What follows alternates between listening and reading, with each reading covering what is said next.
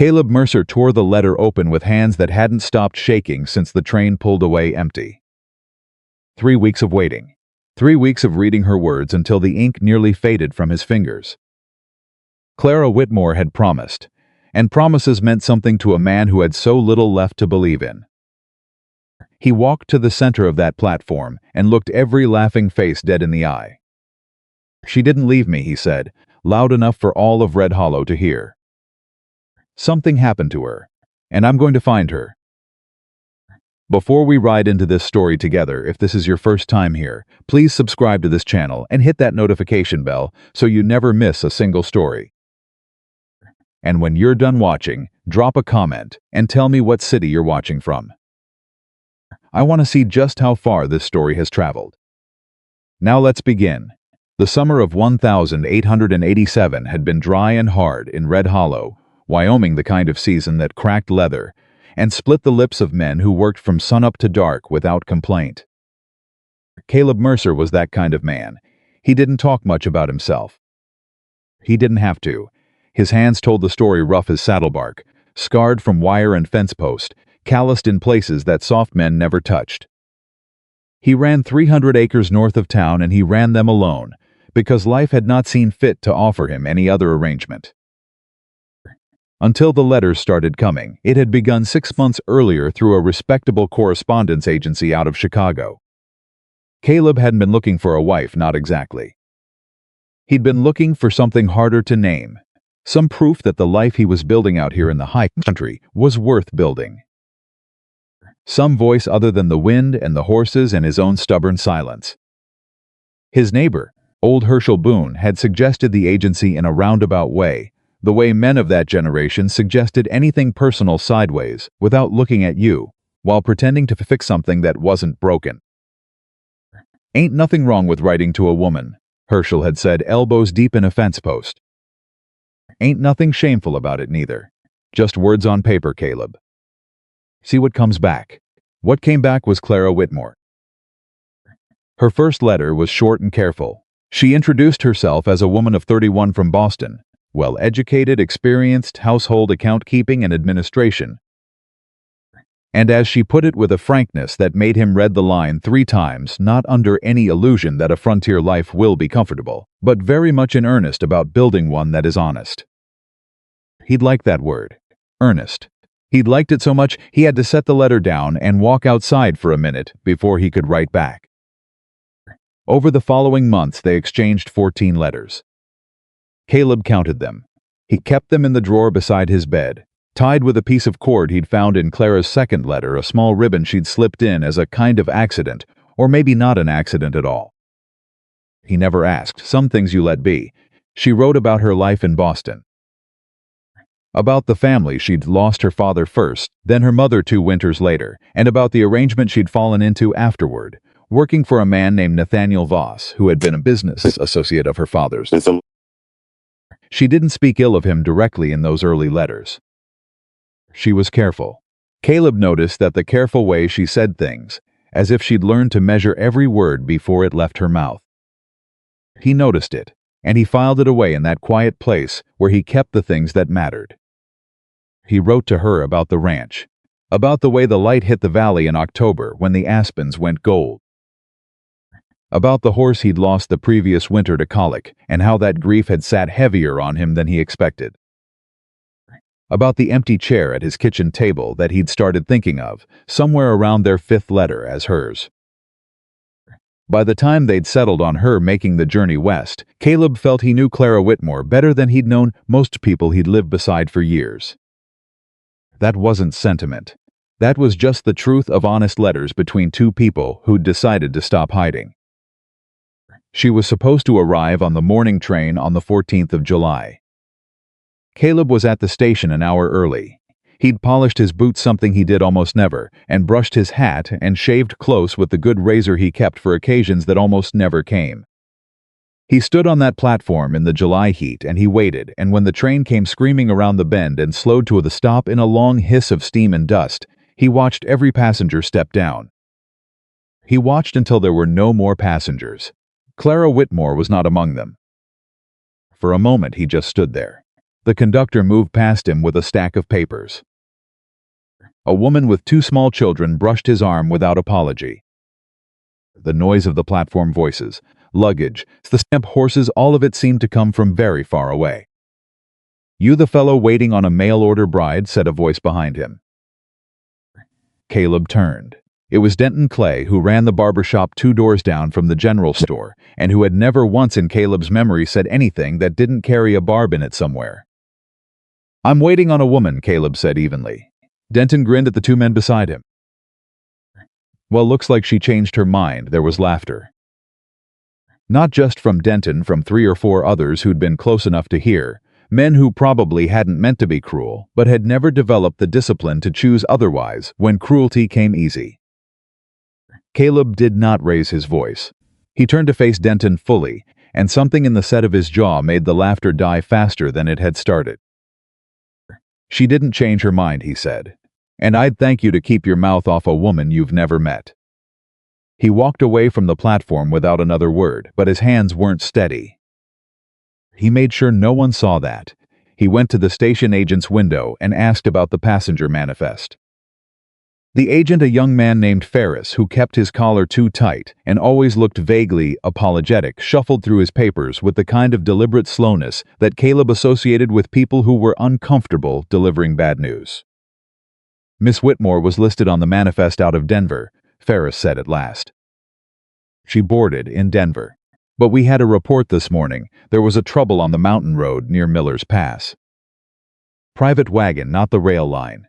A few travelers had taken the overland route to make better time." He paused. "We don't have details yet, Mr. Mercer. Just that there was some kind of accident reported." The words hit Caleb like a fist to the sternum. He made himself breathe through it. "What kind of accident?" I don't have specifics yet, sir." "The report came from a trapper who came through last night. He said there was a broken wagon up near the North Fork Junction, but he didn't stop to investigate.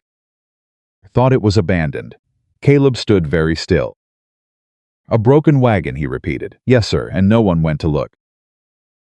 Ferris tugged at his collar. "It's mountain country up there, Mr. Mercer remote. It wasn't no one knew there were passengers who might have." "I'm going up there," Caleb said. He turned and walked back through the station and out into the burning July afternoon. He went directly to the livery, saddled his gray stallion Scout without speaking to the livery boy, tied a rolled blanket and a pack of provisions behind the cantle, and checked his rifle twice before he sheathed it. Old Herschel Boone caught him as he was mounting Caleb. Herschel put a hand on Scout's bridle. He was 70 years old and still had the grip of a man half that age. "What's happened she didn't come?" Herschel was quiet a moment. He'd known Caleb long enough to read what wasn't said. "You think something's wrong. I know something's wrong." Caleb gathered his reins. "There was an accident up near Miller's Pass. Broken wagon. Nobody went to check." Herschel looked at him steadily. "That road's 2 days up and 2 days back if the weather holds." "Weather up there don't always hold in July, I know that." "You going alone?" "Yep." Herschel released the bridle. He didn't argue. He'd known Caleb long enough to know when arguing would do no good. Instead, he reached into the pocket of his work coat and pulled out a folded piece of paper. "Map of the North Fork country. Drew it myself 20 years back. Still good, I think. Take it." Caleb took it. He folded it into his breast pocket beside Clara's last letter. Then he touched his hat brim to Herschel Boone and rode out of Red Hollow at a pace that told anyone watching he was not coming back empty-handed. The road north out of town was well enough traveled for the first 10 miles. Then it narrowed, and then it was no road at all, just old wagon cuts through scrub pine and shale.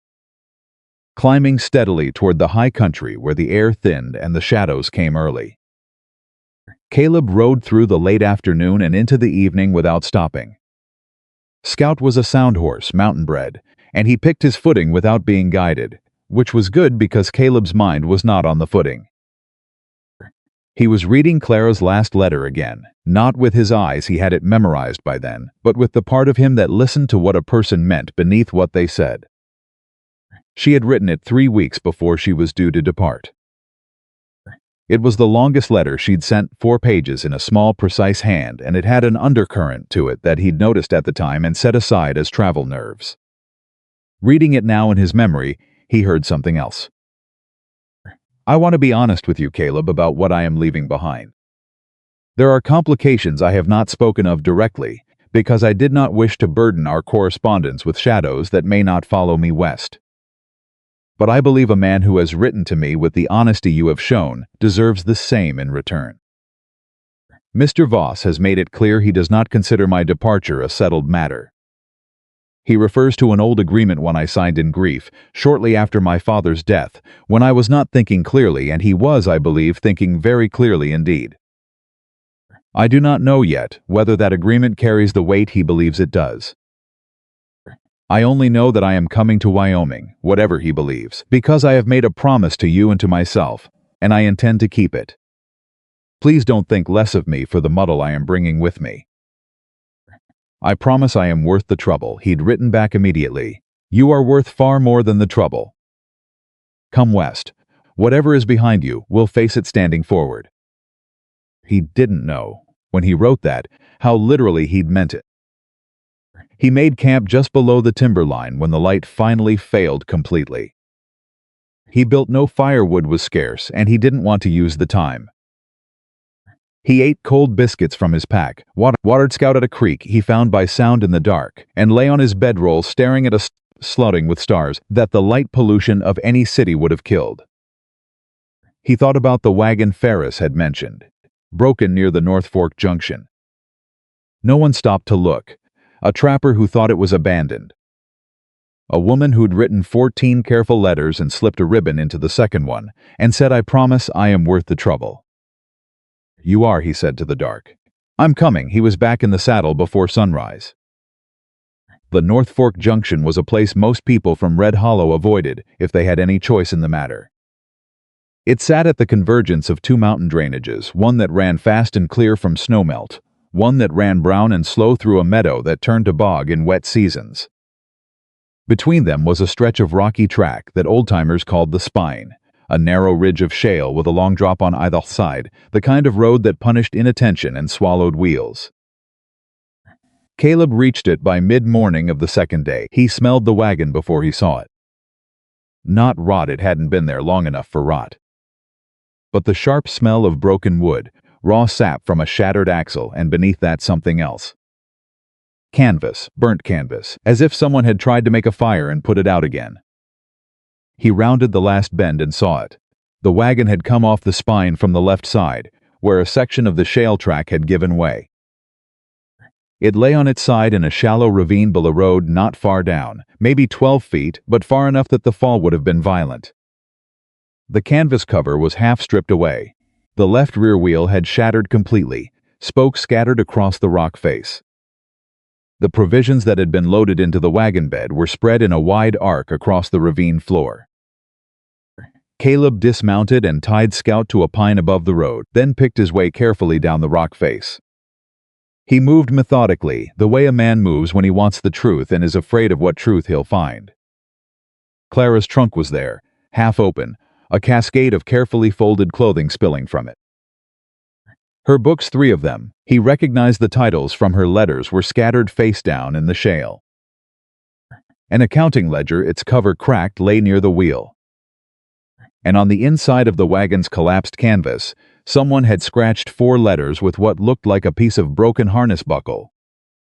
NFT. He stared at those letters for a long moment. North Fork Trail. She'd been thinking clearly enough to leave a mark. She was alive when she left this wagon. She walked out, he said to himself, and something in his chest that had been wound tight for 2 days loosened just enough to let him breathe. He stood and looked outward from the ravine. North Fork Trail wound down from the Spine into a lower valley, gentler terrain, sheltered, with water nearby. If a person were injured and thinking straight, that's where they'd go. Down toward water, toward shelter. He went back up to Scout, remounted, and pushed north. It took him 3 more hours. 3 hours of calling her name into draws and gullies, pushing through brushy creek bottoms, reading the ground for signs of human passage, a scuff of boot leather on rock, a branch snapped at the wrong height. the small compressed oval of a footprint in soft creek mud. He was following a second smaller set of prints alongside the first when he heard it. A child's voice, thin and high, coming from a dense stand of pines above the creek bank. Singing. Not a song he recognized, something half-hummed, half-invented, the kind of sound a small child makes to fill silence and keep fear at bay. Caleb pulled Scout to a stop and held his breath. Then, beneath the child's voice, another voice lower, rougher with exhaustion, but steady. A woman's voice saying, "That's right, sweetheart. Keep singing, someone'll hear us." Caleb's throat locked completely. He stepped off Scout and tied him in 3 seconds flat. Pushed through the pine boughs without caring about noise. Came into a small clearing where the creek widened into a shallow pool and stopped. A woman sat with her back against a boulder, her left arm bound tightly against her side with a strip torn from her petticoat. A small girl of perhaps 5 or 6 was pressed against her, the girl's dark hair tangled and her dress muddied to the knee, singing in that thin, bright voice. The woman looked up. Clara Whitmore had brown eyes he'd imagined, that from her letters without knowing why, and she was thinner than he'd pictured, and her face was white with pain and something else. Something that had lived behind her eyes for longer than this accident.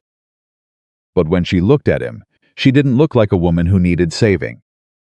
She looked like a woman who had decided to survive and had simply been waiting for the logistics to catch up. "Caleb Mercer," she said. Not a question. She said it the way a person says the name of something they were sure of. His voice had gone somewhere he couldn't find. He crossed the clearing in 4 strides and went down on one knee in front of her. And the professional thing, the careful thing, would have been to assess her injuries and ask about her condition and keep the appropriate distance of near strangers who had only ever spoken through paper. He took her uninjured hand in both of his instead. "I told you I was coming," he said. Clara looked at him for a moment. The small girl had stopped singing and was watching with enormous dark eyes. "You're late," Clara said, and the corner of her mouth moved barely, just enough. "By approximately 4 days, I reckon." He laughed. It came out rougher than intended, somewhere between a laugh and something he wasn't going to examine too closely in present company. "Who's this?" he said, looking at the child. Clara's expression shifted. Something protective moved through her eyes, a thing he recognized, having felt it himself, that animal certainty that this living thing in your care is not going to come to harm on your watch. "Her name is Molly Carter," Clara said. She was traveling alone in the wagon. The driver, a man named Prentice, was taking her to relatives in Cody. He didn't survive the fall. Her voice was very steady when she said it. "She's been with me since the second morning. She's very brave." Molly Carter regarded Caleb with the assessment of a child who had recently lost the last adult she'd trusted and was not prepared to extend trust carelessly. "Are you really a cowboy?" Molly asked. "Yes, ma'am," Caleb said. "Do you have a horse?" "I do. His name is Scout, and he's a good one." "You want to meet him?" Molly considered this for what felt like a serious length of time. Then she looked at Clara, and Clara gave the smallest nod, and Molly climbed to her feet with the dignity of someone conducting an inspection. "All right," Molly said. Caleb stood and looked at Clara properly. The arm, the pallor, the careful way she held herself. "Can you ride?" "I can do what needs doing," Clara said. She held his gaze. "My arm is broken, I believe." "2 ribs, possibly. I've been keeping the arm still and breathing shallow. I'm more tired than I am hurt. You've been out here 4 days." "Yes, keeping a child warm and fed we managed." He looked at her for another moment, this woman he'd built 14 letters around, this careful stranger who had scratched letters on canvas and walked on a broken arm and kept a small frightened child singing so someone might hear. Clary said, "I'm going to need you to let me help you." Something moved behind her eyes, something that wasn't pain. Something older and more stubborn than pain. "I know," she said quietly. "I'm working on that." He helped her to her feet slowly, steadying her when she swayed. She let him, which he understood was not a small thing for her. He could feel, in the slight rigidity of her posture, the cost of allowing that help, the long habit of self-containment that a person develops when the alternative has been unsafe. The man who hired the wagon driver, she said, as they moved toward Scout. Prentice told me before we left Denver that someone had offered him money to take the mountain road rather than wait for the next train. Caleb went very still. He thought it was just a shortcut, Clara continued. Her voice was perfectly level. I don't think it was a shortcut. Who offered him the money? Caleb said. Clara was quiet for 3 steps. I have my suspicions, she said at last, and I have in my trunk the documents that would explain them. I wasn't sure they survived the fall. The trunk is there. Some of the contents scattered, but the trunk is intact. Clara exhaled slowly. The relief in that breath was larger than the words that surrounded it. Then we have everything we need, she said. I just need to get to a town where the law will listen. Caleb looked at her sideways. She was walking with her jaw set and her eyes forward, managing her pain the way a general manages difficult terrain, without sentiment, with efficiency. Red Hollow has a federal circuit judge, he said. Passes through every 6 weeks. He's due in about 3 weeks' time. That will do. They reached Scout. Caleb introduced Molly to the gray stallion with the solemnity the introduction deserved. Scout was patient with the children in the specific way that good horses are, letting the girl press her palm to his nose and breathing warm air over her fingers. Molly's face changed. Some of the wariness lifted. Caleb looked at Clara over the child's head. We'll go back for the trunk, he said. Then we ride for Red Hollow. Clara met his eyes. And for just a moment, just one moment before she pulled herself back to that careful steadiness, he saw something in her face that was neither the controlled woman of her letters nor the survivor of the last 4 days. It was the face of someone who had spent a very long time not being sure they were worth coming for. Thank you, she stopped. Started again. I kept telling Molly that someone would come. You were right, he said. I believed it, she said. I wasn't sure I had the right to believe it. Caleb put his hat back on and looked out toward the trail. His jaw worked once. Then he said quietly and without drama, the way he said things that mattered most, you had the right. You always had the right. He helped her mount first, then swung up behind with Molly between them, the child leaning back against his chest with the sudden boneless ease of absolute exhaustion, asleep almost before Scout found his footing on the mountain trail. Clara sat straight ahead, her shoulders were set, her broken arm cradled across her midsection. She did not lean back against him, though he knew it would have been easier. That too he understood, some distances close in their own time. They rode back down toward the spine, toward the shattered wagon and the trunk with its dangerous documents, toward Red Hollow and whatever waited there. Behind them, the mountains stood enormous and different in the July heat. Ahead of them, everything was unsettled. And between them, between this man who had ridden 2 days into the wilderness because a promise was a promise, and this woman who had kept a child singing for 4 days because survival was a decision you made fresh every morning, something had begun that neither of them could have named yet. But it was there, quiet and stubborn and very much alive. The ride down from the mountains took the better part of a day, and it was not a quiet one. Molly slept for the first hour against Caleb's chest, which was a mercy, because the trail back down the spine demanded full attention and a sleeping child at least held still. Clara sat in front of them both, her broken arm cradled tight, her spine straight in a way that cost her something every minute. Caleb could see it in the set of her shoulders, the slight tremor she controlled by sheer will, the way her breath went shallow on the steeper sections. He didn't comment on it. She wouldn't have thanked him for it. They stopped at the ravine long enough for Caleb to climb down and retrieve Clara's trunk. He roped it to Scout's saddle in a configuration that was not ideal but would hold, and while he worked, he watched Clara from the corner of his eye. She had sat down on a rock to rest without being asked, which told him the pain was worse than she was letting on. She was looking at the scattered contents of her trunk, the clothing, the books, the cracked ledger, with an expression that wasn't grief exactly. It was more like the expression of a person cataloging a loss and filing it away for later, because right now there was no time for grief.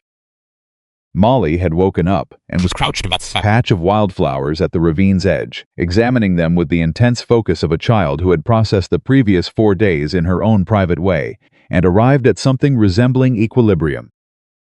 "She hasn't cried," Clara said quietly, when Caleb came back up to where she sat. "No," he said. "She cried the first night." After Prentice, Clara's jaw tightened. Since then, nothing. She just adapts. Every morning she wakes up and adapts. "Children that," Caleb said. Clara watched Molly. "It worries me more than the crying did." He looked at her then. Really looked. There was something in the way she said it, the specific quality of attention she gave to that child's well-being, even while her own arm was broken and her ribs were cracked, that told him more about Clara Whitmore than all 14 letters combined. "She's got people waiting in Cody?" he asked. "An aunt." Prentice had a letter. Clara reached into the pocket of her jacket with her good hand and produced a folded envelope, slightly crumpled but intact. "I kept it. I didn't want it lost in the," she gestured at the ravine. Caleb took the envelope without comment and tucked it into his breast pocket alongside the map and her last letter. 3 pieces of paper that between them contained most of what mattered right now. They made the valley floor by late afternoon and pushed on until the sky turned the color of a bad bruise at the edge, then made camp near a creek that Herschel's map had marked as reliable. Caleb built a fire. Molly needed warmth, and Clara needed rest, and the cold at altitude after sundown was not a consideration either of them could afford to be philosophical about. He made coffee and heated the remainder of his provisions: dried beef, hard biscuit, a handful of dried apricots that Molly ate with a solemnity that suggested she understood they were a luxury. Clara ate without being urged, which he took as a good sign, and drank 2 full cups of coffee with the focused appreciation of someone who had been without it for 4 days and had not forgotten for a single moment what she was missing. "You should sleep," he told her, when Molly had curled up in the bedroll he'd arranged near the fire. "I will," Clara said. She was still sitting up back against her saddle, her good hand wrapped around the tin cup. "I want to tell you something first, all right?" She looked at the fire for a moment. Then she looked at him. "The documents in my trunk. The ledger." She paused. "They're not just correspondence. I spent 3 years working as an account keeper for Nathaniel Voss. He trusted me with his books because he believed I was too grateful for the employment to look too closely at what the book said." Caleb said nothing. "He was wrong," Clara said. "I looked very closely, and what I found," she stopped. Something moved across her face that was half anger and half fear, though the fear was the older, more familiar inhabitant. "He has been running fraudulent land contracts for at least 8 years. False deeds, inflated survey records, title documents forged so skillfully that most county clerks wouldn't catch it. He's sold the same parcels to multiple buyers. He's manipulated debt agreements to seize property from families who couldn't pay, families who didn't realize they could dispute the debt because the papers they'd signed didn't mean what Voss told them they meant." The fire crackled. Somewhere down the creek, a nightbird called once and went quiet. "How many families?" Caleb said. Clara's hand tightened on the tin cup. "In Wyoming alone, I counted 11 recorded transactions that I believe are fraudulent. There are others in Colorado and Nebraska. I copied what I could before I left. The originals are still in his office in Boston, but what I have should be enough to initiate a federal investigation." Caleb looked at her steadily. "And Voss knows you have them?" "Yes," it was a single syllable, flat and certain. "That's why I believe the wagon driver was paid to take the mountain road. And why I believe it wasn't meant to be a shortcut." The silence that followed that statement had weight to it. Caleb let it sit for a moment, then said he was trying to stop you from reaching Wyoming. "Or reaching anyone who would listen," Clara said. "I don't think he particularly cares where I end up, as long as I don't end up in front of a federal court with those documents." Caleb leaned forward and set down his own cup. His voice was very quiet. "Clara, what you're describing, what you did, taking those documents, making that copy, that took considerable courage." She looked at him with an expression that was almost impatient. "It took anger," she said, "and 3 years of watching. And she stopped. Started again. My father borrowed money from Voss when his business was failing. I didn't know at the time what the terms of that loan were. I found out afterward. Voss had structured the agreement so that when my father died, the debt transferred to me. That's the contract he holds over me. That's the legal claim he believes gives him the right to call me his employee. His ward, his responsibility. The last word came out with a flatness that contained considerable heat beneath it. Caleb was quiet for a moment. Then he said, "How old were you when you signed it?" 22, Clara said, and recently orphaned and grateful someone was offering stability. And not yet understanding what the fine print said. Her jaw tightened. "I understand it now," Caleb said. She looked at him. "You should sleep," he said again, but differently this time. "Tomorrow's going to be long." Clara held his gaze for a moment. Then, with the deliberate care of a woman unaccustomed to accepting help gracefully, she allowed herself down on the second bedroll he'd arranged without commentary on the fact that he'd arranged it. She was asleep in under 3 minutes. Caleb's sat up for another hour, feeding the fire in small, careful increments, listening to the darkness. He was thinking about Nathaniel Voss. He was thinking about a broken wagon on the spine and a wagon driver paid to take a dangerous road, and a woman who had walked 4 days on a broken arm carrying stolen truth in a cracked ledger. He was thinking about the federal circuit judge who was due in Red Hollow in 3 weeks. 3 weeks was not very long. It was also not very short. He put more wood on the fire and watched it catch, and decided that whatever Nathaniel Voss was planning, the man had made one very significant miscalculation. He had not counted on Caleb Mercer riding 2 days into the mountains for a woman he'd only ever met in letters. And he had not counted on Clara Whitmore surviving. They reached the outskirts of Red Hollow late on the 3rd day. The town looked exactly as Caleb had left it, low and sunbeaten, and entirely unimpressed with anything, but riding into it now felt different. He could feel Clara stiffen slightly as the first buildings came into view, could feel the deliberate way she straightened her spine and arranged her expression into something neutral and composed. Molly, riding in front of Caleb, was fully awake and observing everything with bright, watchful eyes. "Is this your town?" Molly asked. "It is," Caleb said. "It's small, it is. I like it," Molly said with the decisive authority of a 6-year-old who has established her criteria and applied them rigorously. Clara made a sound that was almost a laugh. The first person to see them was Margaret Holloway, who kept the boarding house on the main street and who had eyes sharp enough to thread a needle at 50 yards. She was on her porch when they rode past, and she stopped mid-sweep and stared with the frank attention of a woman who had seen most things and found very few of them surprising anymore.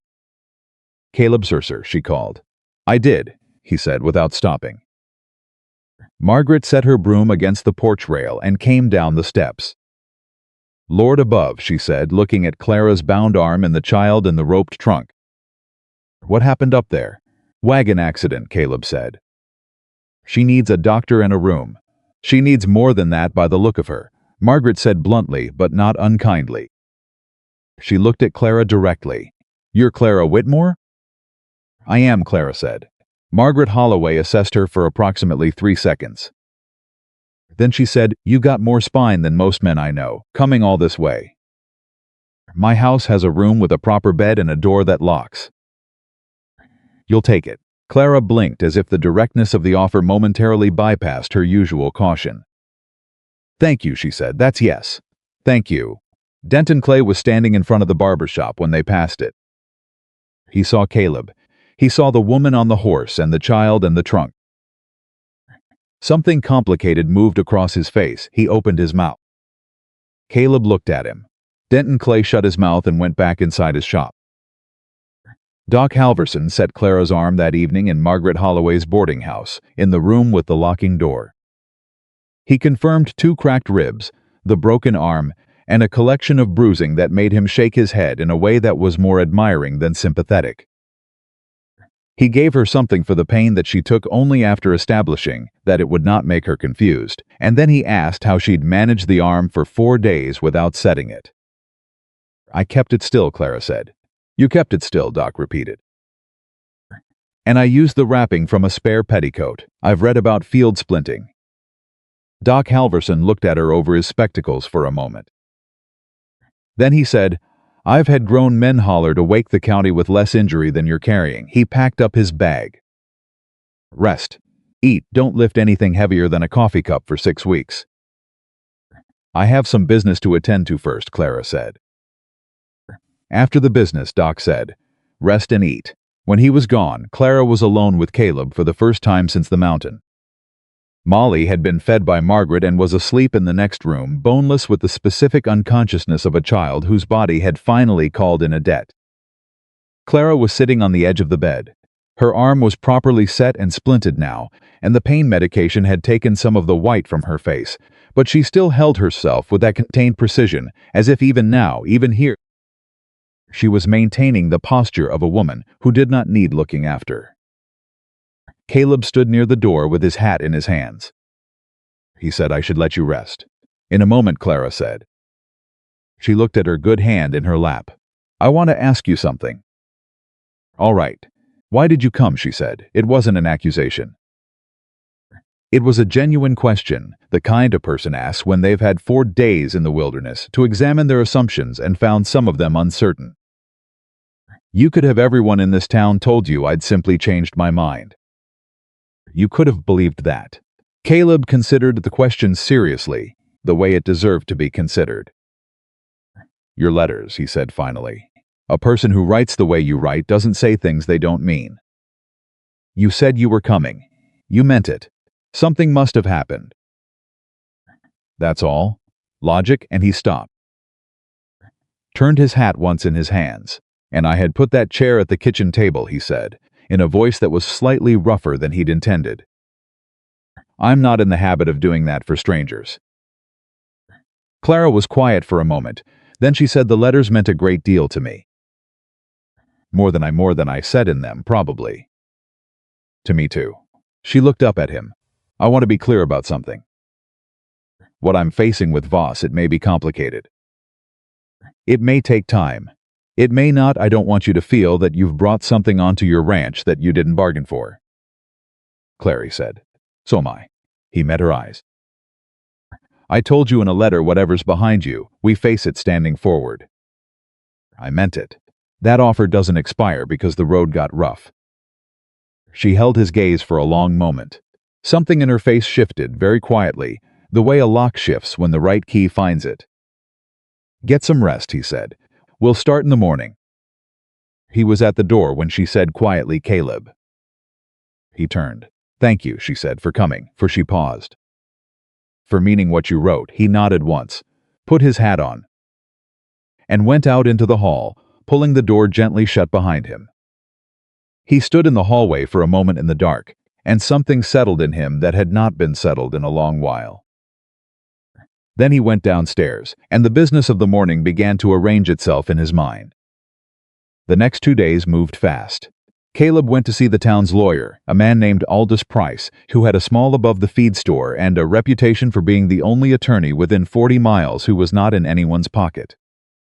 Price was 60, dry-humored, and had practiced federal law in St.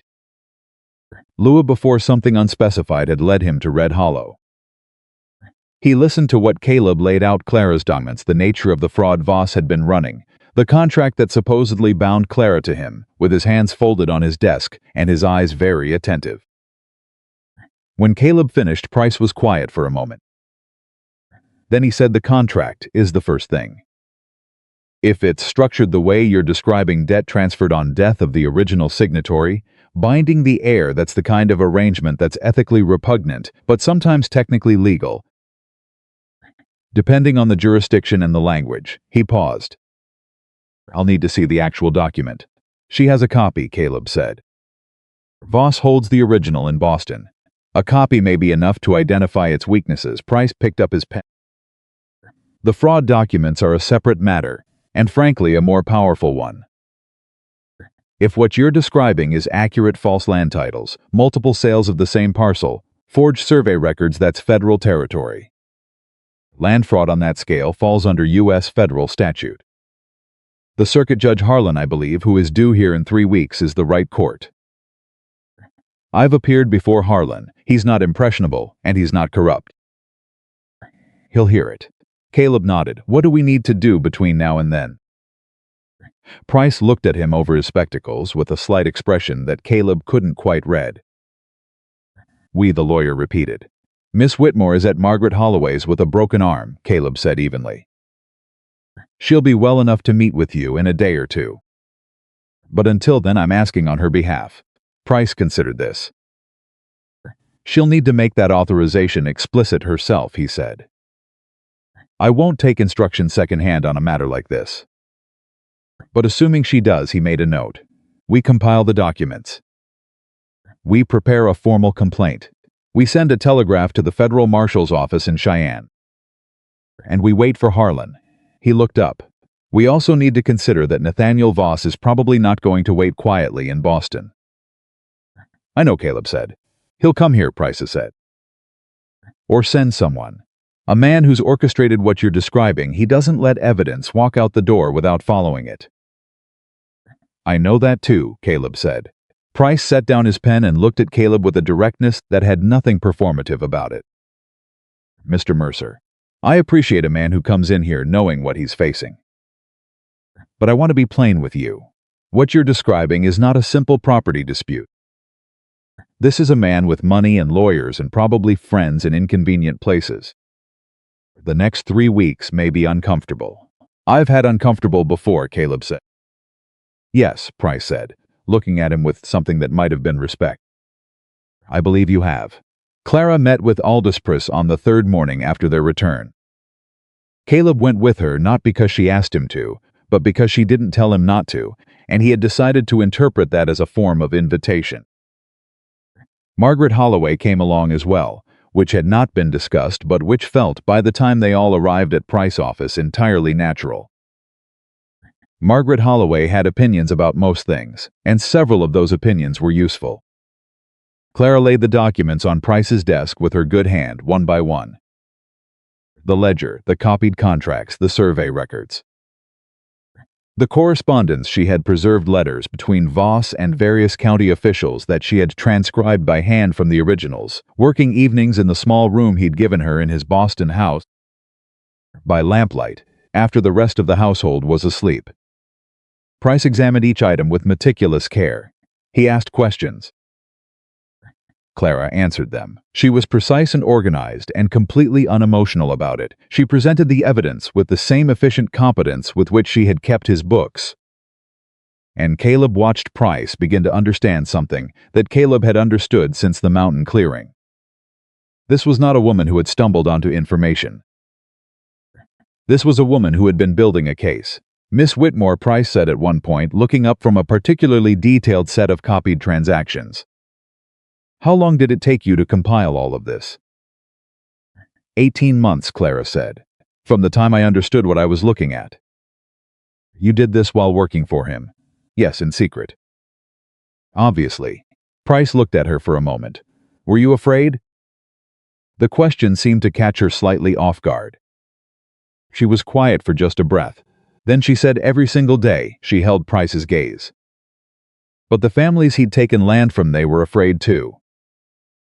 And they didn't have the means to do what I could do. So, she looked back at the documents on the desk. So I did it. The room was quiet. Margaret Holloway made a small sound that was approximately a suppressed hemph, the kind she produced when she encountered something that confirmed her opinion of a person favorably, but which she was not prepared to express in terms that might be construed as sentimental. Caleb said nothing. He was looking at the far wall. His jaw was set in the way it got when something had hit him somewhere he didn't have adequate language for. They were 2 hours into the meeting when the telegraph arrived. Ferris from the station came himself, which was unusual. He generally sent his boy.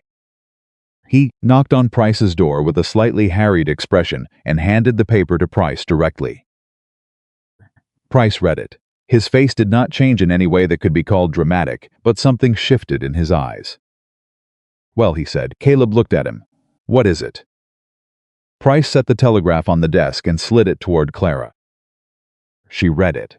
And something happened to her face that was the first crack in her composure Caleb had seen since the mountain. Not fear exactly. Recognition. She slid it to Caleb without a word.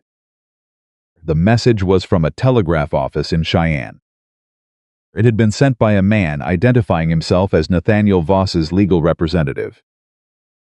It was addressed to the sheriff of Red Hollow and to the nearest available federal authority. It stated in the precise, bloodless language of men who had learned to wield law like a blade that a woman named Clara Whitmore had departed Boston in the possession of proprietary business documents belonging to Nathaniel Voss, and that her whereabouts were being sought in connection with theft and breach of contract, and that any assistance in locating and detaining her until his client's representative could arrive would be appreciated. Then he zed it down. "He's fast," he said. "He's always fast," Clara said. Her voice was steady again, but she had put her good hand flat on the desk in front of her, pressing slightly as if she needed the solidity of it. "He anticipated that I'd come west. He's been waiting to know exactly where I landed." "The telegraph from the station," Caleb said and looked at Price. Price nodded slowly. "When you arrived and I sent the telegraph to the marshal's office in Cheyenne, someone saw it. Or someone saw you arrive and guessed what was coming." Clara closed her eyes for exactly 1 second. Then she opened them. "How long before his representative arrives?" "Cheyenne is a day and a half by fast horse or rail," Price said. 2 days at most. "The circuit judge is 3 weeks out," Caleb said. "Yes," Price said. The words sat in the room and did not invite optimism. Clara looked at the documents on the desk. All that careful work. 18 months of lamplight and fear and precise handwriting. She looked at them with the expression of a person calculating not whether they were willing to fight, but what form the fight was going to take. "He can't simply arrest me on this," she said to Price. "Not with a federal complaint already filed. Not legally, no," Price said carefully.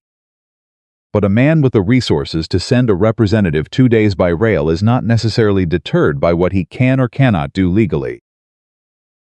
He may attempt to pressure the local sheriff. He may attempt to pressure you directly." He paused. "How much does he know about your circumstances here? About Mr. Mercer?" Clara was quiet for a moment. "He knows I was corresponding with someone in Wyoming."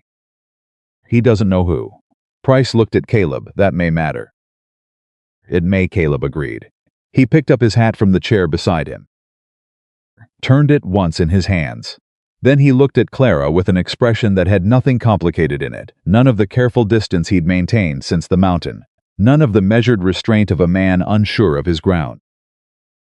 "He doesn't know this town," Caleb said. "He doesn't know Aldous Price, and he doesn't know Margaret Holloway, and he doesn't know me. He knows how to run a thing from a distance, through paperwork and money. That's his game." He set his hat back on. "We're on my ground now." Clara looked at him.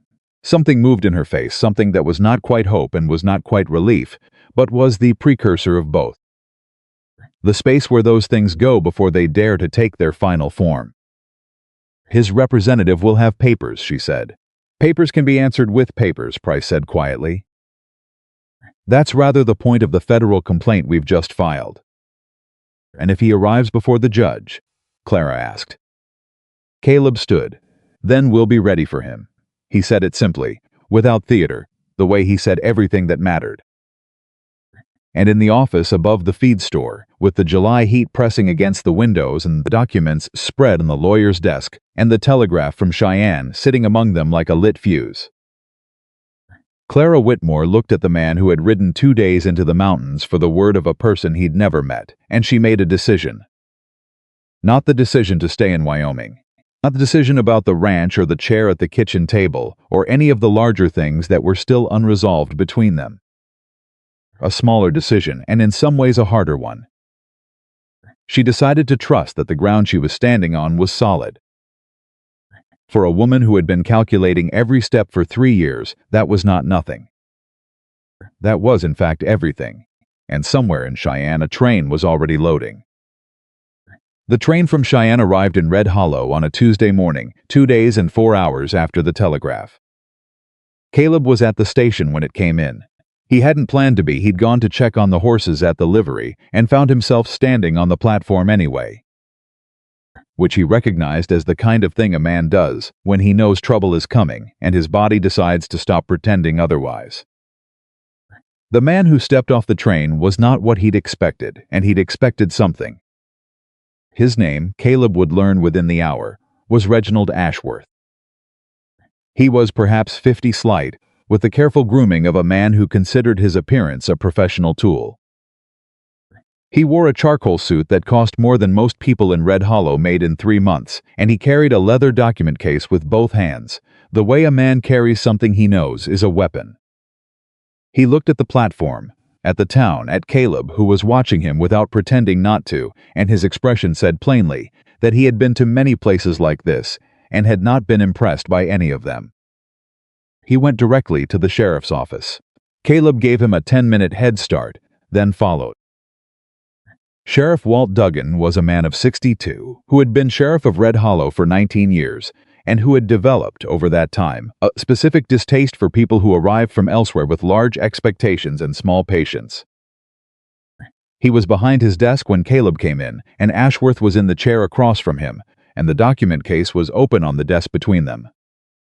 Duggan looked up when Caleb entered. "Mercer, Walt," Caleb said. He looked at Ashworth without extending his hand. "Mr. Ashworth." Ashworth looked at him with the sharp, calibrating look of a man who made quick assessments and trusted them. "You're Mercer," he said. "That's right." "Then you know why I'm here." "I have a reasonable idea," Caleb said. Duggan cleared his throat. "Mr. Ashworth has presented a legal complaint against a Miss Clara Whitmore," he said, in the deliberate voice of a man who is being careful to maintain neutrality. "Theft of proprietary business documents and breach of contract. He's requesting that she be detained, pending his client's arrival." "His client isn't here," Caleb said. "Mr. Voss is in Denver," Ashworth said. "He'll arrive within the week, once this matter is preliminarily resolved." "Detained," Caleb said. He let the word sit there. "Temporarily," Ashworth said, "until the legal situation is clarified." "She's already got a legal situation of her own," Caleb said. Aldous Price filed a formal federal complaint 3 days ago with the marshal's office in Cheyenne. Land fraud, false title documents, forged survey records across 3 territories. He looked at Duggan. "Walt, you received the confirmation copy yesterday." Duggan nodded slowly. "I did." Ashworth's expression did not change by much, just a slight compression around the eyes that told Caleb he'd known about the complaint already and had prepared for this. "A complaint is not a conviction," he said. "My client's claim against Miss Whitmore predates any complaint she may have filed. The matter of her possession of stolen documents is immediate and concrete. Her allegations against Mr. Voss are speculative at this stage." "The documents aren't stolen," Caleb said. "She compiled them herself. Her own handwriting, her own copies. Copies of proprietary business records are still proprietary," Ashworth said smoothly. "Under the contract Miss Whitmore signed in 1876, anything produced during the course of her employment belongs to Mr. Voss." Duggan was looking between them the way a man looks when he wants the correct answer to be clear so he can simply act on it. He was not a complicated man, Walt Duggan, and Caleb had always considered that a virtue. The problem was that the law right now was complicated in ways that made straightforward action difficult. "Walt," Caleb said, "she's got a broken arm and 2 cracked ribs. She's not going anywhere. You've got a federal complaint on file. The circuit judge is 3 weeks out." Duggan looked at Ashworth. "The man makes a point," he said. Ashworth picked up one document from the case and placed it on the desk. "I have here an order from a Colorado district judge requiring the surrender of documents in Miss Whitmore's possession. This supersedes any local stay." Caleb looked at the document. Then he looked at Ashworth. "A Colorado judge," he said. "We're in Wyoming. Jurisdictional questions are precisely why this matter requires resolution before Judge Harlan arrives," Ashworth said. "My client would prefer to settle this matter privately, without the burden of a federal proceeding." "I'll bet he would," Caleb said. Something shifted in Ashworth's face. Just a fraction. The professional courtesy thinned slightly, the way a coat thins at the elbows with enough wear. Mr. Mercer.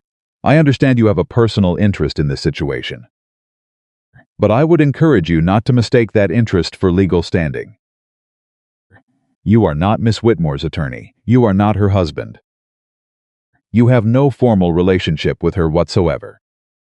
Your involvement in this matter is extra-legal at best. The word sat in the room. Caleb looked at Ashworth for a long moment. Then he picked up his hat from where he'd set it on Duggan's desk and put it on with the deliberate care of a man who is choosing his next words, the way he'd choose where to put his foot on uncertain ground. I found her alive in the mountains, Caleb said quietly. After someone paid her wagon driver to take a road that put her wagon off a cliff. He held Ashworth's gaze. You want to tell me what my legal standing is? Fine. Tell me, but you might want to think first about whether a federal judge is going to look kindly at a coincidence like that. A woman with documents that could destroy your client's business, and a wagon on a mountain road, and a driver who was paid extra for the detour. Ashworth was very still. I don't make accusations I can't support, Caleb said. But I'm telling you, man to man, that what you do in the next 3 weeks is going to be examined very carefully by a federal court. So tread careful. He walked out. Behind him, he heard Duggan say to Ashworth, in a perfectly conversational tone, he means it. For whatever that's worth to you. Caleb went directly to Price's office. Price heard the full account without interrupting, which was one of the things Caleb valued most about him. When it was done, Price took off his spectacles, polished them with his handkerchief, and put them back on. The Colorado order is probably valid on its face, Price said. But it's also probably the extent of what Ashworth can do right now without overreaching. He can't arrest her on that alone, not in Wyoming, not with a federal complaint already docketed. What he can do is make her uncomfortable. He can create the appearance of legal jeopardy sufficient to frighten her into surrendering the documents voluntarily. She's not going to surrender them voluntarily, Caleb said. I know that, Price said. You know that. Ashworth probably knows that too by now. He paused. The question is what Voss does when he arrives. A man who's been running this kind of fraud for 8 years has relationships. Political relationships, possibly judicial ones. If he has a judge in Cheyenne who owes him something. Can he delay Harlan? He can try, Price said. A jurisdictional challenge, a request for transfer of a venue, there are mechanisms. They're unlikely to succeed, but they create time, and time in this situation favors Voss. Caleb walked to the window, stood there. Then we don't give him time, he said. He turned. What do we need to accelerate the complaint? Price looked at him. Miss Whitmore's full testimony on record. Affidavits from any other party with direct knowledge. He paused. And ideally corroborating evidence beyond the documents themselves. Witnesses. Other victims of the fraud who are willing to be named. Caleb went still. The families, he said, the ones she mentioned. The 11 documented transactions in Wyoming. If even 2 or 3 of those families can be located and are willing to come forward, Price spread his hands. That transforms this from a document case into a witness case. Much harder to challenge on jurisdictional grounds. Caleb was quiet for a moment. Then he said, I know this territory. I know people in this territory. He picked up his hat. Give me a list of the parcels she documented. I'll find the families. Price looked at him over his spectacles. Caleb, he said. This will take, you'll need to ride. It won't be comfortable. I know what uncomfortable is, Caleb said. Give me the list. He told Clara that evening. He went to Margaret's boarding house at the dinner hour and found her in the small sitting room off the main parlor, at the writing table with her good hand, working through some correspondence.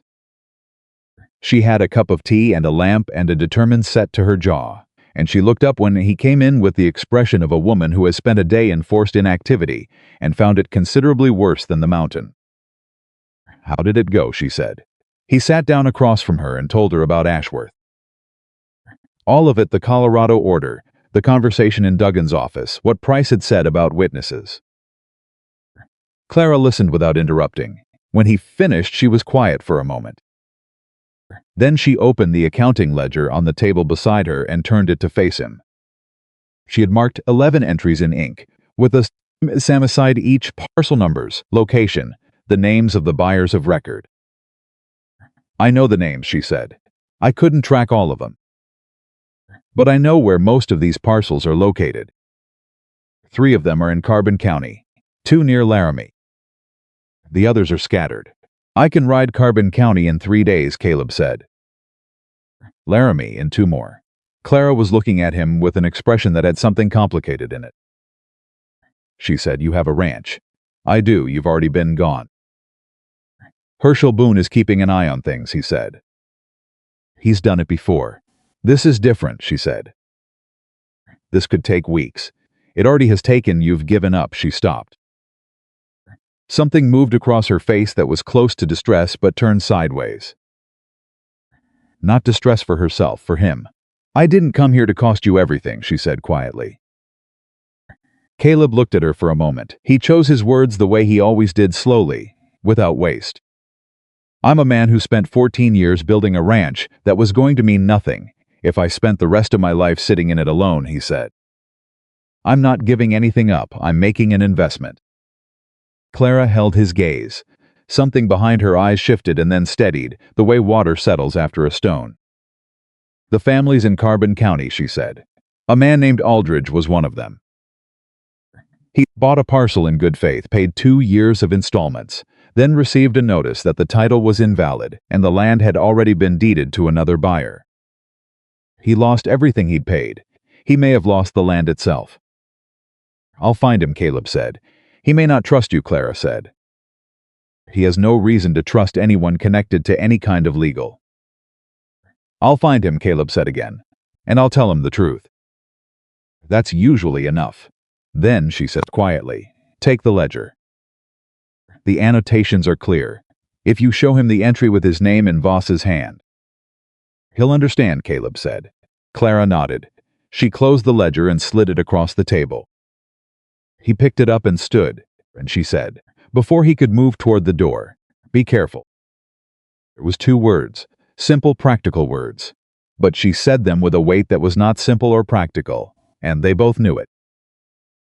Always am, he said. He left before dawn. Clara spent the days Caleb was gone doing 3 things. She worked with Price on her formal testimony, which took 2 full sessions and left her wrung out in a way that was different from physical pain, the particular exhaustion of being required to be precise and coherent about things you had spent years trying to manage at arm's length. She spent time with Molly, who was living in Margaret's boarding house in the room next to hers, and who had begun, in the way of very resilient children, to treat the boarding house as her temporary normal and Margaret Holloway as a supplementary authority figure, which Margaret accepted with the ease of a woman who had always preferred competence to sentiment. And she thought about what came next. Not Caleb, not exactly. She thought about Wyoming, about the land north of town that she'd never seen except in the abstract 300 acres, aspens going gold in October, a kitchen table with an empty chair. She thought about the kind of woman she was now, as opposed to the kind she'd been in Boston, the woman who had kept her head down and her handwriting precise and her fear private, because private fear was safer than public fear in Nathaniel Voss's house. She thought about the fact that she had not kept her head down. Not really. She had kept her head level and her eyes open and her hand moving across pages of copied evidence in lamplight, and that was not the same thing. She had been for 3 years preparing to leave. Preparing to fight. She just hadn't known yet what the fight would look like when it came. This was what it looked like. Ashworth visited her on the 3rd day. He came to the boarding house in the morning, his document case under his arm, and asked Margaret if he might speak with Miss Whitmore. Margaret looked at him for a long moment, then went to the foot of the stairs and called up. Clara came down. She sat across from Ashworth in Margaret's parlor, her splinted arm in its sling, her back straight, her good hand folded in her lap. Margaret sat in the corner with her knitting and did not offer to leave. Ashworth opened his case. He placed a single document on the table between them. Miss Whitmore, my client is prepared to be generous. He is willing to withdraw the theft complaint entirely and to release you from the terms of the 1876 contract, fully and permanently, in exchange for the return of the copied documents and a signed statement that you make. No further claims against his business interests. Clara looked at the document, then she looked at Ashworth. He wants me to walk away, she said. He wants this matter settled quietly, Ashworth said. That's in both your interests. What about the families, Clara said. I beg your pardon? The families he defrauded, Clara said. The Aldridge family. The others. What does your client's generous offer do for them? Ashworth's expression recalibrated. That is a separate matter. No, Clara said, it isn't. She looked at him steadily. Mr. Ashworth, I have no doubt that you are a competent attorney and that you are doing your job exactly as your client instructed. I'm going to be honest with you, because I think you're intelligent enough to use the information constructively. She leaned forward slightly. I'm not going to sign anything. I'm not going to return the documents. And I'm not going to make any statement that benefits Nathaniel Voss. Not because I am reckless or vindictive, but because 11 families lost land and money, and in some cases livelihoods, and the only way that gets corrected is through a court that can hear the evidence. Your client's offer, however generous, does not include them. The parlor was very quiet. Margaret's knitting needles had stopped. Ashworth studied her for a long moment. You understand, he said carefully, that rejecting this offer means the matter goes before Judge Harlan, Clara said. Yes, that's what I'm counting on. Something moved through Ashworth's eyes. It wasn't admiration exactly, but it was in the same neighborhood. He picked up the document from the table and returned it to his case. You should know, he said, as he closed the case, that Mr. Voss arrives in Red Hollow on Thursday. I assumed as much, Clara said. He is not patient when he believes he's been wronged. I know exactly what he is, Clara said quietly. I kept his books for 3 years. Ashworth stood. He straightened his jacket, and then he said something that was not in his instructions, and they both knew it. For what it's worth, Miss Whitmore Voss's previous attorney resigned the account 8 months ago. I am the third he's retained this year. He picked up his hat. I find that fact mildly relevant. He left. Margaret set down her knitting and looked at Clara. Third attorney in a year, Margaret said. Yes, Clara said. Man's burning through representation like kindling. That would suggest, Clara said, that the ones who've looked closely at what he's asking them to do have found reasons to stop doing it. Which means, Margaret said, at least 2 lawyers know something they haven't said publicly yet. Clara looked at her. Margaret Holloway met her gaze with the bright, steady eyes of a woman who had been listening to men underestimate her since roughly 1851 and had found, over the intervening decades, that this was frequently advantageous. I need to write a letter, Clara said. I'll get you paper, Margaret said, and was already on her feet. Caleb came back on the 5th day, trail dusty and tired, with 2 things that mattered. The first was a signed affidavit from Samuel Aldridge of Carbon County, who had been living on land he believed he'd lost for 2 years, who had wept when Caleb showed him the ledger entry with his name in Voss's hand and the forged secondary deed that had invalidated his purchase. The second was a man named Terence Fowler in Laramie, who had not only been defrauded by Voss but had tried 2 years prior to file a complaint with a county court that had inexplicably lost the paperwork. Lost paperwork in a county courthouse. Caleb delivered both items to Price's office before he'd even changed his shirt. Price read the affidavit slowly. When he finished, he set it down and said, "This is good." "This is very good, Caleb." "There's more," Caleb said. Fowler's case, the lost paperwork. If Voss has a county judge somewhere in his arrangement. That's a separate investigation, Price said. But yes, that's exactly the kind of thing that transforms this from a civil matter into a criminal one. He looked up. I want to send this to the U.S. Marshal's office today. Not by telegraph, by courier, a written package. Harder to intercept. Do it, Caleb said. He went to see Clara then. He found her in the sitting room again at the writing table, but this time she wasn't doing correspondence. She had spread several sheets of paper across the table and was working through them with the focused intensity of a woman who has been given something specific to do and is determined to do it with absolute thoroughness. She looked up when he came in. Something moved across her face. Relief. Quickly managed, quickly composed. "You're back," she said. "Told you I would be," he said. She looked at his face, reading it the way she'd been reading documents for 3 years. "You found them, found Aldridge. He's willing to testify." He sat down across from her. "And I found a thread in Laramie that Price is following up. There may be a county court involved, a judge who made paperwork disappear." Clara went very still. "How long has that been buried?" she said softly. It was not quite a question. 2 years at least, Caleb said. She closed her eyes for a moment. When she opened them, something had hardened there, not anger exactly, but the particular quality of resolve that forms when a person has just learned that the problem is even larger than they thought, and has decided that this fact changes nothing about what they intend to do. She said. Caleb nodded. "I know." "Ashworth told you?" "He came to see me. Made an offer." She told him about it quickly, efficiently, without commentary on her own decision until she reached the end of it. "You turned it down," he said. "Of course I turned it down." "The families," he said. "The families," she confirmed.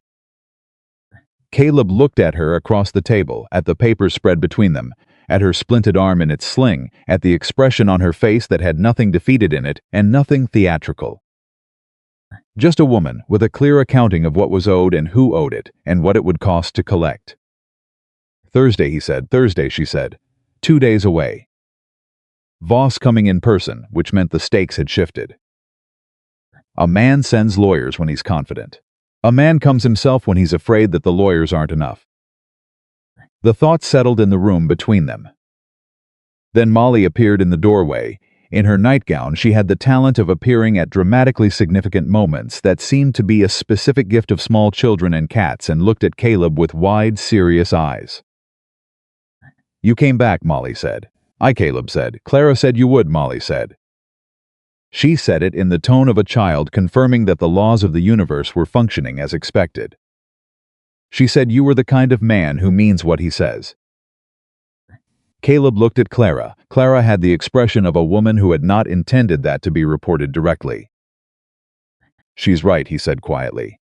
And across the table in the lamplight, Clara Whitmore met his eyes and for once did not compose her expression into anything other than what it was. And what it was not nearly as controlled as she'd been trying to make it. Thursday was coming, and for the first time in 3 years, Nathaniel Voss was walking into a situation he had not designed. Nathaniel Voss arrived on a Thursday morning, and he arrived like a man who had never once in his life questioned whether a room would rearrange itself to accommodate him. He stepped off the train in a charcoal coat and polished boots, with 2 men behind him who were not lawyers, too broad in the shoulder, too watchful in the eye, too practiced in the particular stillness of men whose primary function was physical persuasion. He looked at Red Hollow with the expression of a man inspecting something he intended to purchase and finding it slightly below his expectations. He looked at the people on the platform. He looked at the storefronts. He looked at the dust. And then he looked at Caleb Mercer, who was standing at the end of the platform with his thumbs in his belt and his hat pulled straight, and Voss's expression did not change at all, which told Caleb considerably more than a reaction would have. Voss already knew who he was. Of course he did. A man who had been running fraud across 3 territories for 8 years did not travel blind. He'd done his accounting before he boarded the train. He knew about the federal complaint. He knew about Price. He knew about Caleb, his ranch, his acreage, his standing in the county. He'd calculated everything. He just hadn't accounted for the fact that calculated men and prepared men are not the same thing. Caleb tipped his hat, said nothing. Voss walked past him without acknowledgement. Sheriff Walt Duggan was waiting at the platform's edge, as Caleb had asked him to be, not to intervene, just to be visible. Walt was good at being visible when he needed to be.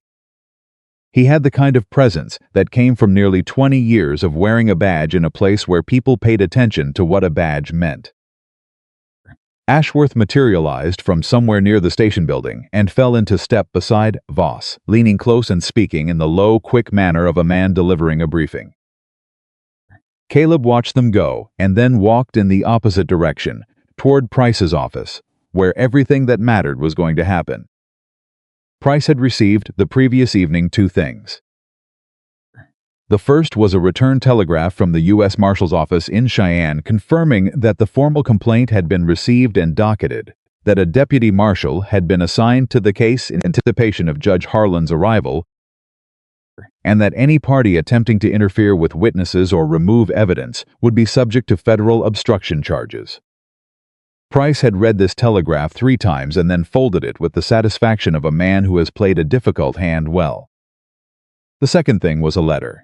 It had come by courier from Denver, addressed to Aldous Price, E.S., in a handwriting that Price did not recognize, but which Clara identified immediately when he showed it to her that morning. "That's Arthur Hemmings," she said. She said it the way you say the name of something you'd stop believing was real. "He was Voss's attorney 2 years ago. Before me," she looked at Price. "He quit. Voss told everyone it was a mutual dissolution. I always suspected it wasn't." Price opened the letter and read it aloud. Arthur Hemmings, formerly of the law firm Hemmings and Bright in Denver, wrote that he had become aware of the federal complaint filed against his former client Nathaniel Voss and wished to offer his cooperation. He wrote that he had, in his possession, documentation of certain instructions given to him by Voss in 1884 that he had declined to carry out, and that his refusal to carry them out had been the actual cause of his departure from the account. He wrote that he was prepared to testify before Judge Harlan if subpoenaed, and that he hoped, in doing so, to discharge what he described as an obligation of conscience that I have deferred too long. When Price finished reading, the room was very quiet. Clara's face had gone very still. "He has the originals," she said softly. "What originals, Caleb?" "Voss's instructions to Hemmings," Clara said. If Hemmings was given written instructions, if Voss put it on paper, even in language meant to seem innocent, that's direct evidence of intent. Not just a pattern, not just accounting, direct evidence. She looked at Price. "That changes everything. It changes the charge structure, certainly," Price said. He was very carefully not smiling, in the way of a man who has learned that premature satisfaction is its own kind of risk. "It also changes the timeline.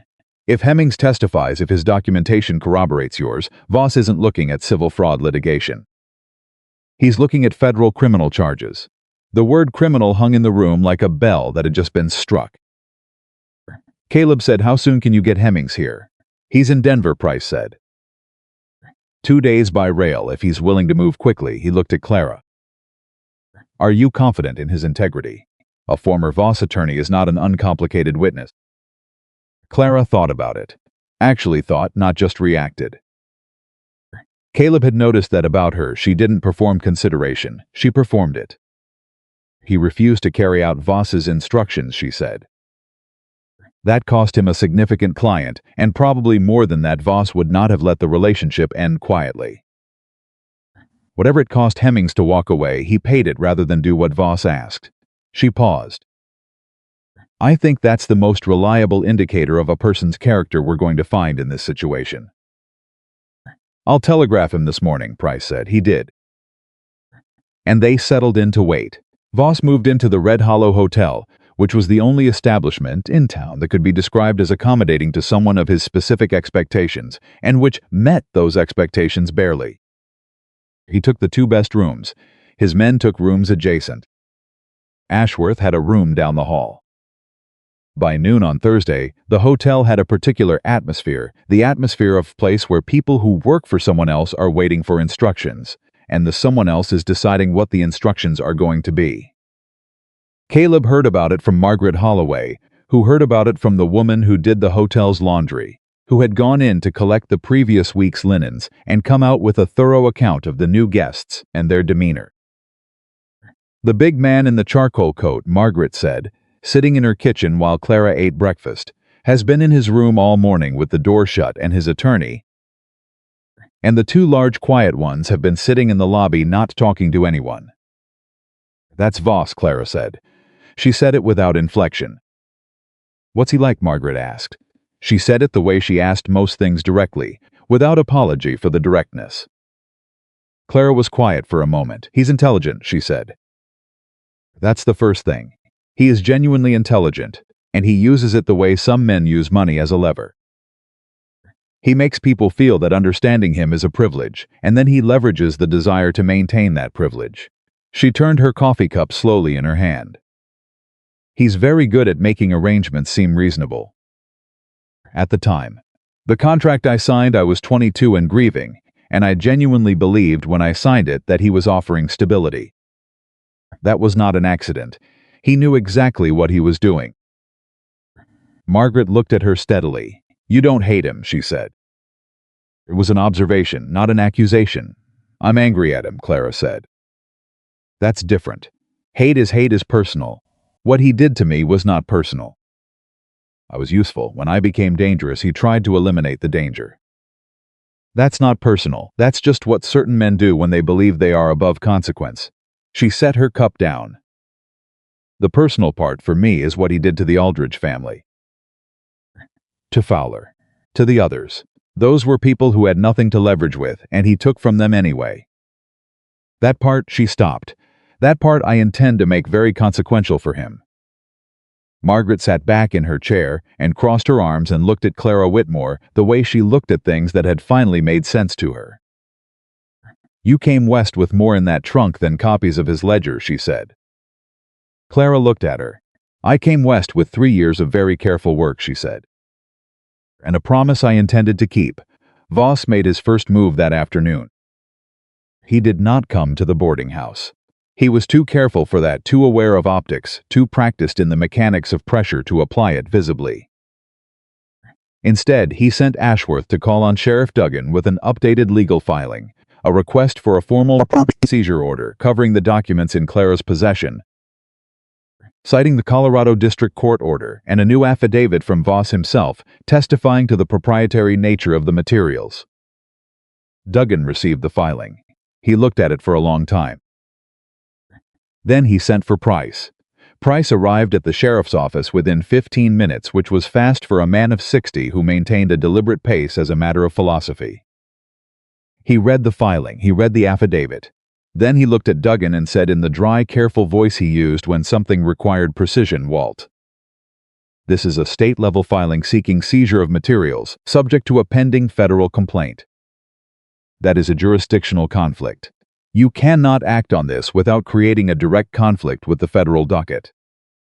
Duggan, who had been sheriff long enough to know exactly what a jurisdictional conflict felt like and why he didn't want one, looked at Ashworth. "He's right," Duggan said. Ashworth's jaw was tight. "The Colorado order is a Colorado order," Price said.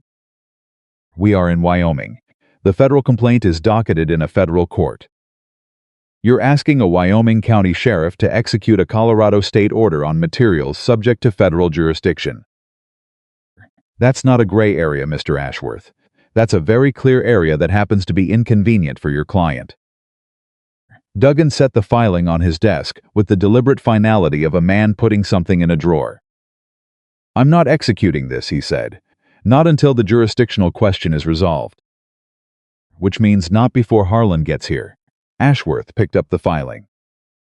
He was very controlled, very professional, very contained. But Caleb, who was standing near the wall and had said nothing throughout the entire exchange, noticed the way Ashworth's hand tightened once on the leather case before he released it. Ashworth left. Duggan looked at Price, then he looked at Caleb. "He's going to try something else," Duggan said. "Yes," Caleb said. "Any idea what?" "Several," Caleb said. He was right about all of them, and wrong about the order. The first thing Voss tried was the witnesses. Not directly, nothing so crude. He sent one of his quiet men to Carbon County with a letter for Samuel Aldridge. Aldridge, who had signed an affidavit 3 days prior in the presence of Caleb Mercer, and had felt, for the first time in 2 years, that someone with the means to do something about his situation was actually doing it, opened the letter and read it and felt all of that certainty begin to shake. The letter did not threaten Aldridge. It was far too sophisticated for threats.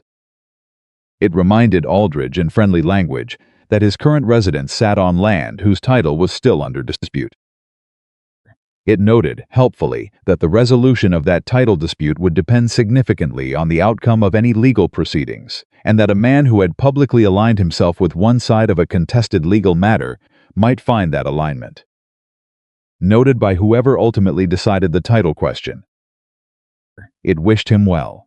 It was signed by a land management company that Aldridge had never heard of, which was almost certainly because it had been incorporated specifically for this purpose. Aldridge, to his enormous credit, sent the letter directly to Caleb, with a note that read, "They came to my door. I thought you should know." Caleb read it at Price's desk and felt his jaw set. "Intimidation of a federal witness," Price said quietly. "That's a significant escalation." "He's getting nervous," Caleb said. "Nervous men make mistakes," Price said. "They also so occasionally make dangerous ones." The dangerous one came the following morning. Clara heard the knock at her door at just past 7, and opened it to find not Margaret, who usually knocked at this hour to tell her breakfast was ready, but one of Voss's men. The broad-shouldered one who had been in the hotel lobby.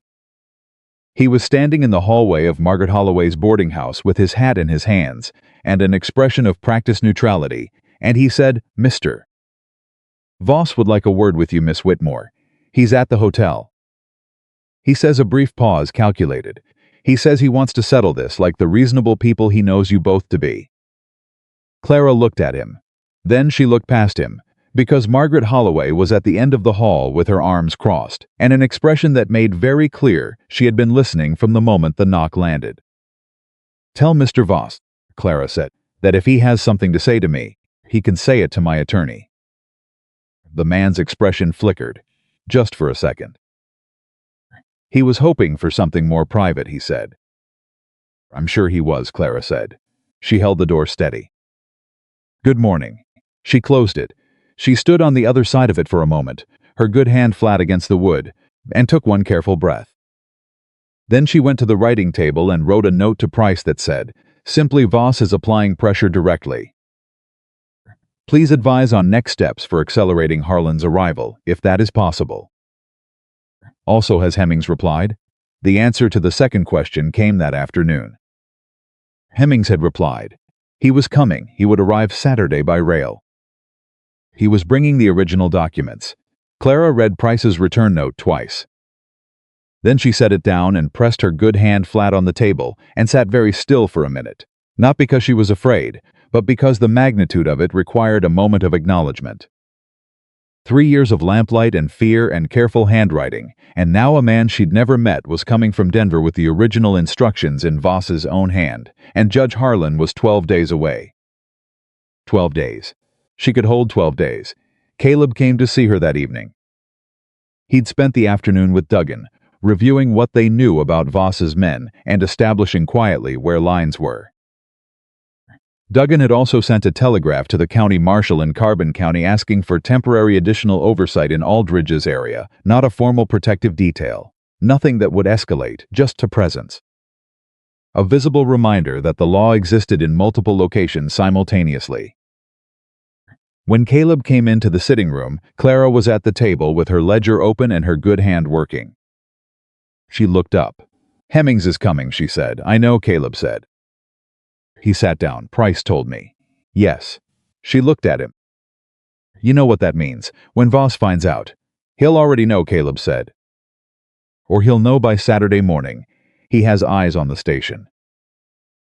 Then we need to be ready for whatever he does when he realizes the original documents are coming to Red Hollow," Clara said. Caleb nodded slowly. "I've talked to Walt. He'll have a deputy at the station when the train comes in. Nothing aggressive, nothing that looks like a show, just Walt doing his job, being visible." Clara was quiet for a moment. "Caleb," she said, "there's something I haven't told you." He looked at her. She opened the ledger to a page near the back. She had marked it with a slip of paper. She turned it toward him. "These entries, the ones from 1882 through 1884, I documented them as fraudulent land transactions, which they are. But I didn't tell you what those parcels were." She looked at him steadily. 6 of those 11 parcels are in Wyoming. 3 of them are in this county. Caleb looked at the entries, and then something happened in his face, a recognition, slow and cold. That parcel, he said. He pointed to one entry. That survey number. You recognize it, Clara said. That's the North Valley, he said. Borderline property. Between my land and Herschel Boone's. He looked up. Herschel's been fighting a title dispute on that for 2 years.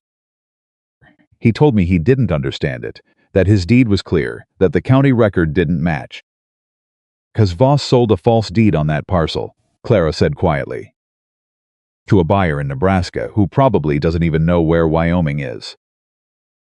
And because Voss holds the fraudulent secondary deed, he has a legal mechanism to challenge the title indefinitely. Caleb was very still. Herschel's been fighting a ghost, he said. Yes, he set the ledger down. He was quiet for a long moment. Something moved through his face that Clara had not seen there before, not anger exactly, or not only anger. Something deeper. The specific quality of a man who has just realized the damage runs closer to home than he knew. He's 70 years old, Caleb said. He's been losing sleep over that title for 2 years. I know, Clara said. I'm sorry, I should have told you sooner. I was still organizing the sequence in which to present things to Price, and You don't have to apologize, Caleb said. His voice was even. You're telling me now. Herschel's dispute can be resolved with this, she said, touching the ledger. When the fraud is documented in court, the false deeds are invalidated. His original title stands. Caleb looked at the ledger. Then he looked at Clara. Something had shifted in the room, a new layer of it, something that was no longer abstract. 300 acres north of town. A neighbor who had been losing sleep for 2 years. A woman who had come west carrying the answer to a question a 70-year-old man hadn't known to ask. I need to tell him, Caleb said. Yes, Clara said. But carefully. Not yet, not until Hemmings arrives and the documentation is complete. If Herschel goes to the county recorder now, before we're ready, it could signal Voss that we know about that parcel. Caleb thought about that. It cost him something, the waiting. She could see it, but he nodded. 12 days, he said. He stood. He walked to the window and stood there for a moment, and she watched his back, the set of his shoulders, the particular stillness of a man who is making a decision and making it properly, which takes a moment longer than making it improperly. Voss came to this town, he said, still facing the window. To the town I've lived in for 14 years. He tried to take a woman from a mountain road. He's been robbing Herschel Boone's sleep for 2 years. He turned. His voice was perfectly level. I want you to understand something, Clara. When this goes to court, when Harlan hears the full case, I'm going to be sitting in that room.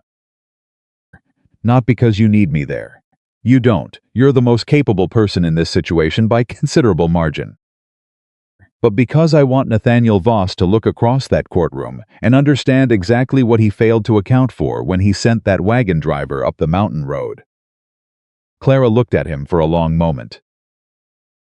The lamp was low between them, and the evening was coming on, and she had spent 3 years keeping her expression managed and her heart behind adequate walls, and right now she found that she was not doing either. All right, she said quietly. Hemmings arrived on Saturday as promised, and the arrival was almost anticlimactic, a thin, gray-haired man of 55 in a plain brown coat, carrying a leather satchel that he held against his side with both arms. The way you hold something that has cost you significantly, and which you are not going to allow any further cost. He was met at the station by Price, with Caleb standing at a distance that was near enough to be useful and far enough to be unremarkable. Voss's man was there too. Watching, Hemmings went directly to Price's office.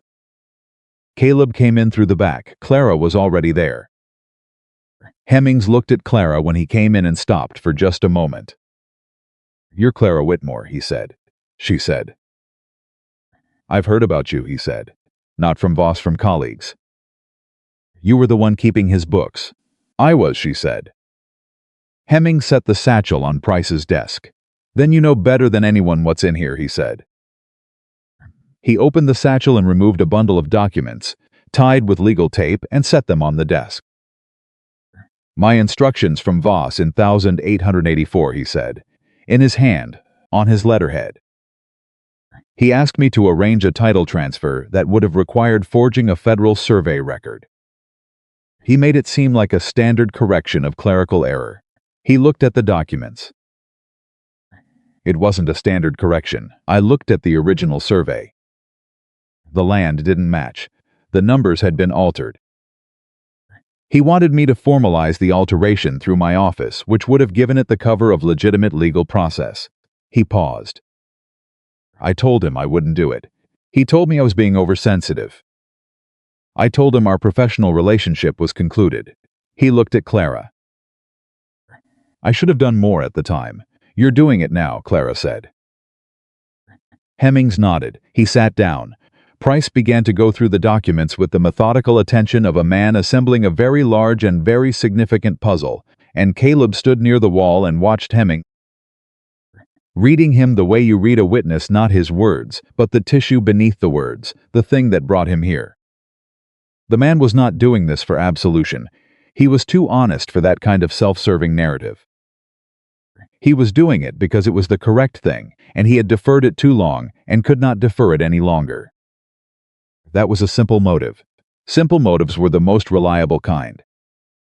He knows you're here, Clara said to Hemmings. I assumed he would, Hemmings said. His intelligence is good. Are you? She chose the word carefully. Are you concerned? Hemmings looked at her steadily. I'm concerned about doing this correctly, he said. I'm not concerned about Nathaniel Voss. I've been afraid of him for 4 years, Miss Whitmore. I've been afraid of his money and his connections and the things he implied without saying. He looked down at his hands. I've decided I'm finished being afraid of him, a man who has spent that much effort building something on a rotten foundation. He's more afraid than any of us. He has to be. He has more to lose. The room was quiet for a moment.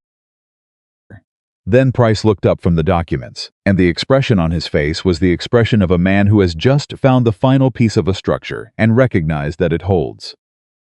This is enough, Price said. He was very quiet when he said it and very certain. This is more than enough. Combined with Clara's documentation, Aldridge's affidavit, Fowler's account, and Hemmings's testimony, we have fraud, forgery, and witness intimidation. He set down the document he was holding. Harlan is not going to dismiss this. He is going to hear every word of it. That evening, Voss came himself. Not to the boarding house this time, not to any place where he could be deflected by a landlady or managed through intermediary. He came to Price's office at 7 in the evening, when the street was quiet and Price's lamp was the only light in the building. He knocked like a man who expected doors to open for him, and Price opened it because Price, to his enormous credit, did not flinch. Voss stood in the doorway and looked at the room. He looked at Price. He looked at Hemmings, who was still there, who looked back at him with the steady eyes of a man who has already paid his fear and doesn't owe any more of it. He looked at Clara, who was sitting at the corner of the desk with her ledger in front of her and her spine straight. He did not look at Caleb, who was standing behind the door, until Price stepped back and the door swung wider. Then Voss looked at Caleb.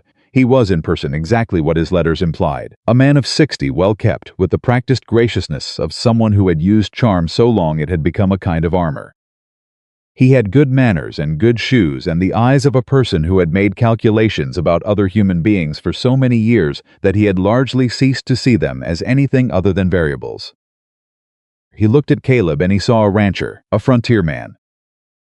Someone who had ridden 2 days into mountains on a sentiment and ridden back with a woman and a complication. What he did not see, what he had not accounted for, not in any of his calculations, was that the rancher knew about the North Valley parcel. That the man standing behind the door was not defending an abstract principle, or a mail order arrangement, or even a woman he admired. He was defending his neighbor's land. He was defending 70 years old and 2 years of lost sleep, and a title that had always been honest. That was the specific thing Voss had miscalculated. That was the thing about small towns that men from large cities consistently got wrong. The injuries were not abstract. They were specific. They were personal. And the person sitting across from you in a lawyer's office in Red Hollow Wyoming knew exactly whose pasture your fraudulent deed had stolen and had ridden a horse over that pasture every winter for 14 years and considered the man who owned it a friend. Voss looked at the room. He looked at Hemmings and something moved in his eyes, not fear, not yet. The precursor of fear. The moment when a calculated man realizes his calculation may have excluded a variable. Samuel, Hemmings said. Silence. Then Voss looked at Clara. I would still like to settle this, he said. His voice was even and reasonable and polished, like a surface that has been sanded so long all the grain is gone. I know, Clara said. You've made that very clear. Then why? Because settlement doesn't answer for the Aldridge family, Clara said. She held his gaze without any of the deference she'd spent 3 years performing. Or for Fowler, or for the families in Colorado whose paperwork mysteriously disappeared in a county court. Settlement means you walk away with your money and your reputation and your connections, and 11 families stay in whatever position you left them in. She held his gaze. I'm not interested in a settlement, Nathaniel. I'm interested in a court date. Voss was quiet. He looked at her for a long moment, the look of a man revising his assessment in real time, arriving at something he'd avoided arriving at before because it was inconvenient. She was not going to flinch. She had not flinched in the mountain wilderness. She had not flinched when his man came to the boarding house door. She had not flinched across 14 months of lamplight and careful documentation. She was not going to flinch here. He looked at Caleb. You understand what you've taken on, he said. It was not quite a threat. It was the tone of a man who is delivering an assessment with the assumption that the other party hasn't fully grasped the implications. Caleb looked at him. Your fraudulent deed on the North Valley parcel, he said. The one between my land and Herschel Boone's. You've been costing my neighbor sleep for 2 years. The color shifted in Voss's face, barely, but it shifted. That particular parcel, Caleb continued, is in Clara's documentation. Clear as anything. When Harlan sees it, when the false title is voided, Herschel Boone gets his land back. He held Voss's gaze. That's not abstract to me. That's my neighbor. That's someone I've known 14 years. Voss looked at him for a moment that was longer than he'd intended it to be. Then he looked around the room one more time at Price with his spectacles and his folded hands, at Hemmings with his satchel and his quiet resolution, at Clara with her broken arm and her ledger and her absolute refusal to perform the fear he'd counted on. He put on his hat. I'll see you in court, he said. He walked out. No one spoke for a moment. Then Margaret Holloway, who had appeared sometime in the previous 10 sometime in the doorway without anyone noticing, because Margaret Holloway moved very quietly when she wanted to, said, well, that's a man who just ran out of cards. Price removed his spectacles and polished them. He still has some left, he said carefully. He'll delay if he can. He'll challenge jurisdiction one more time. He has attorneys in Denver who will file motions. He looked at Clara. But we have something he can't file a motion against. Clara looked at him. The truth, Price said simply. Documented, witnessed, and now original. He touched the bundle of Hemmings's documents on his desk. 11 days. 11 days until Harlan. 11 days in which Voss would do whatever he could do with what he had left. Clara stood. Her arm ached. It had ached all day and she'd managed it. And right now the ache was something she barely registered against the larger sensation occupying her chest, something that had no clean name. Some compound of exhaustion and certainty, and the particular quality of a fight that has turned a corner. She looked at Hemmings. Thank you for coming, she said. I mean that, Hemmings nodded. Thank you for starting it, he said. Someone had to. She looked at Price. I'll be at the boarding house. If anything comes through tonight, I'll send word immediately, Price said. She walked to the door. Caleb fell into step beside her without discussion, the way he'd been falling into step her for the past 10 days, the way it had become the natural arrangement without either of them marking the exact moment it became so. They walked in the dark street without speaking for a moment. Then Clara said he'll try something in the night. Or tomorrow morning, Caleb said. What do you think it'll be? Caleb considered. He'll go after the Aldridge affidavit. Or he'll try to challenge Hemmings's standing as a witness, claim he has privileged information from an attorney-client relationship. He paused. Both of those can be answered. Price knows how. Clara was quiet. They walked another half block. Then she said, "He looked at you differently." "Who?" she said. "When you mentioned Herschel's parcel." "He looked at you differently than he'd been looking at you." "How had he been looking at me?" "Like a variable," she said. "Something to be calculated around. When you mentioned the parcel, he looked at you like a person." Caleb was quiet for a moment. "And what does that mean?" "It means he realized he couldn't calculate around you," Clara said. "Because you're not operating from calculation. You're operating from," she paused, "from something he doesn't understand, which means it's the thing he can't predict." Caleb looked sideways at her. "What thing?" She was quiet for a moment. Then she said very simply, "Loyalty." They reached the boarding house. The lamp was burning in the front window, which was Margaret's signal that the door was unlocked and the kitchen was warm. Clara stopped on the step and turned. She looked at him in the lamplight coming through the window, this woman who had walked out of a mountain wilderness on a broken arm, and kept a child singing and carried 18 months of evidence in a cracked ledger across 4 states, and who still, after everything, held herself with the particular composure of a person who has learned to depend on no one. Except that she had in the past 10 days been depending on someone. Not because she'd become less capable, not because the mountain had broken her, or the wilderness had reduced her, or the fear had won, but because the ground had turned out to be solid. "Come inside," she said. "Margaret made pie. You look like a man who hasn't eaten since this morning." He had in fact not eaten since this morning. "Yes, ma'am," he said. They went inside, and in the Red Hollow Hotel 3 blocks away, Nathaniel Voss sat at a desk in his room with his remaining cards laid out before him, counting them carefully, and finding them for the first time in a very long career inadequate to the hand he was facing. The motions came, as Caleb had predicted, before sunrise. Price found them slipped under his office door when he arrived at 7 in the morning, 2 formal filings, both bearing the seal of a Denver law firm that had clearly been working through the night. The first challenged Arthur Hemmings's, standing as a witness on grounds of attorney-client privilege, arguing that any documentation produced during the course of his professional relationship with Voss was privileged and therefore inadmissible. The second was a jurisdictional bench requesting that the entire matter be transferred to a Colorado federal court on grounds that the majority of the alleged conduct had occurred in that state. Price read both filings standing at his desk without sitting down. Then he sat down and read them again more slowly. Then he made 2 cups of coffee, one for himself and one for no one in particular, which was the habit of a man who had worked alone long enough that hospitality had become reflexive even in an empty room, and he began to write his responses. He was still writing when Caleb arrived at 8. "Both of them are weak," Price said, without looking up. "The privilege claim fails because Hemmings is not testifying to confidential client communications. He's testifying to instructions refused to carry out, which were not privileged, because they asked him to commit fraud.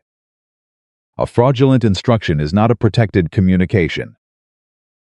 The jurisdictional challenge fails because the land parcels at issue are in Wyoming, which establishes primary jurisdiction here, regardless of where the instructions originated." "But they slow things down," Caleb said. "They slow things down," Price agreed. He looked up. "Harlan will hear the motions the morning before the main proceeding. That's standard. He'll rule quickly. He's not a man who enjoys delay tactics, but it does mean the defense gets one more morning to perform reasonableness in front of a judge." "What do? We file responses today," Price said. "Clear, precise, without overreach. And we make sure our witnesses are ready." He paused. "Hemmings is solid. Aldridge I'm less certain about. He's been through a great deal, and facing Voss directly in a courtroom." "I'll go see him," Caleb said. "He's in Carbon County." "I know where he is," Caleb said. "I'll ride out today and come back tomorrow." Price looked at him. "You've done a lot of riding in the past 2 weeks, Caleb." "I have a good horse," Caleb said. He told Clara before he left. She was in the sitting room at the boarding house, her arm out of the sling. For the first time, Doc Halverson had said she could begin to move it carefully, which she had interpreted as permission to use it for moderate purposes, which Doc had not intended, but which Clara had implemented with the efficient practicality of a woman who did not intend to be inconvenienced by her own recovery longer than necessary. She was working through Price's copy of the jurisdictional challenge when Caleb came in, and she looked up with the expression of someone who has read something irritating and is managing her response to it with considerable discipline. "I saw the filing," she said. "So did Price," Caleb said. "He's answering them. I'm going to Aldridge." Clara set the papers down. "He's frightened," she said. "He was frightened when you found him the first time." "The letter Voss's man brought, I know," Caleb said. "That's why I'm going." She looked at him. Something moved in her face, the particular expression she got when she was about to say something she'd been thinking for a while and had been deciding whether to say. "You know what you are," she said. He waited. "You are the most stubborn person I have ever met," she said. "And I spent 3 years working for Nathaniel Voss." He almost smiled. It was close. "I'll be back tomorrow evening," he said. "I know you will," she said, and she picked up the filings again and went back to reading them, which was, for Clara Whitmore, the equivalent of a declaration. He was back by the following evening, as promised. Aldridge was coming. He had needed 2 hours of conversation, a clear explanation of what the courtroom would look like, and Caleb's word given plainly, without theater, that his title to his land would be restored when the false deed was voided. He had also needed to be told, directly, that the letter from Voss's land company was exactly the kind of intimidation that the federal court would be informed of, and that attempting to frighten a witness was a form of evidence rather than a deterrent. When Caleb told him that, Aldridge had looked at him for a long moment and then said, "He's afraid of her, isn't he?" "The woman with the documents. He underestimated her," Caleb said. "That's different from afraid, but it ends up in the same place." Aldridge had nodded slowly. "I'll come," he said. The 6 days before Harlan's arrival had a particular quality that Caleb would remember for a long time afterward, not the quality of waiting exactly, but the quality of a bowstring held taut.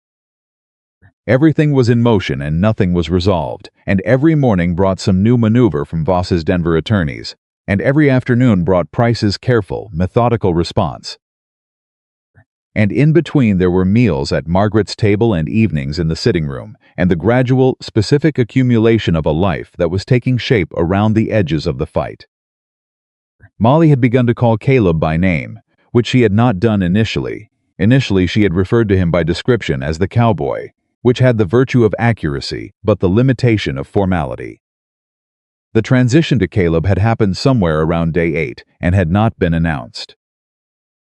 It had simply become true, the way children make things true by doing them. Margaret noticed everything, commented on selected items, and maintained a general atmosphere of competent warmth that Caleb thought was probably one of the most undervalued things in the territory. She had written, on her own initiative, to the aunt and Cody about Molly a careful, kind letter explaining the circumstances, and Molly's current situation and good health and particular character. And she had received back a reply that was warm and urgent, and which made Molly's face, when Clara read parts of it to her, go through approximately 6 distinct expressions in the span of 30 seconds before settling on something that was tentative happiness, the kind a child produces when happiness feels risky. "She wants me," Molly said, making sure. "She does," Clara said. "She says she has a room ready and a dog named Butterscotch who she believes you will get along with very well." Molly thought about this seriously. "What kind of dog?" "She doesn't specify," Clara said, "but she describes him as enthusiastic." Molly nodded, with the solemnity of a child processing significant information. Then she said, "Will you come visit after?" Clara was quiet for just a moment. "Yes," she said. Molly looked at Caleb. "And you?" "Cody's a reasonable ride," Caleb said. "I've been there before." Molly accepted this. She had, over the course of 2 weeks in Red Hollow, developed the talent of accepting reasonable answers from people she trusted, which was a talent that had probably saved her life on a mountain, and which would serve her well in whatever came next. Judge Harlan arrived on a Wednesday, one day earlier than expected, which Price said was characteristic. Harlan disliked being anticipated and made a regular practice of adjusting his schedule to prevent it. He was 64, large in the frame, with white hair and the specific expression of a man who has heard every possible argument and has developed, through long exposure, an excellent instinct for which ones were true. He set up in the courthouse, which doubled as the town hall, and which had been hastily arranged with appropriate formality by Sheriff Duggan, who had a particular talent for logistics and a strong personal investment in the proceedings going correctly. The formal hearing was set for Thursday morning.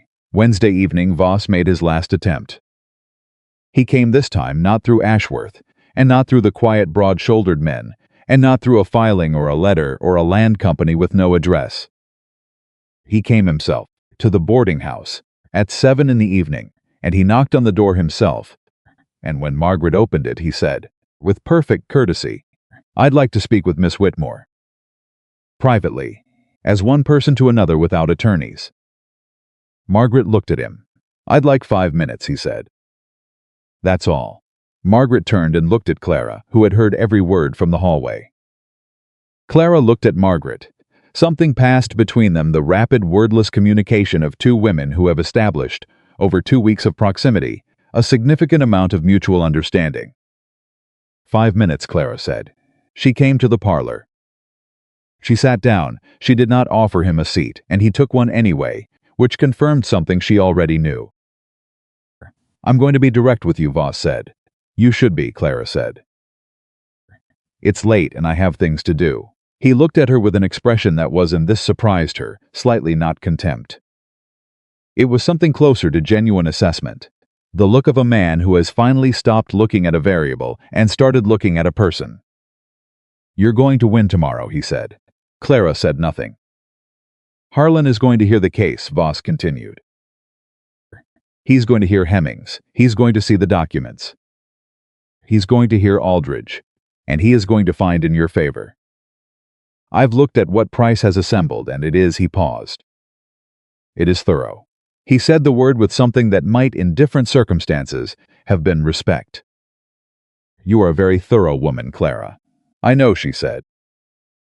"What I want to know," he said, leaning forward slightly, "is whether thorough is all this is.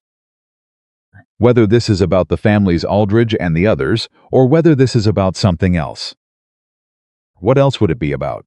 she said. He held her gaze. "Me," he said. "Whether this is punishment.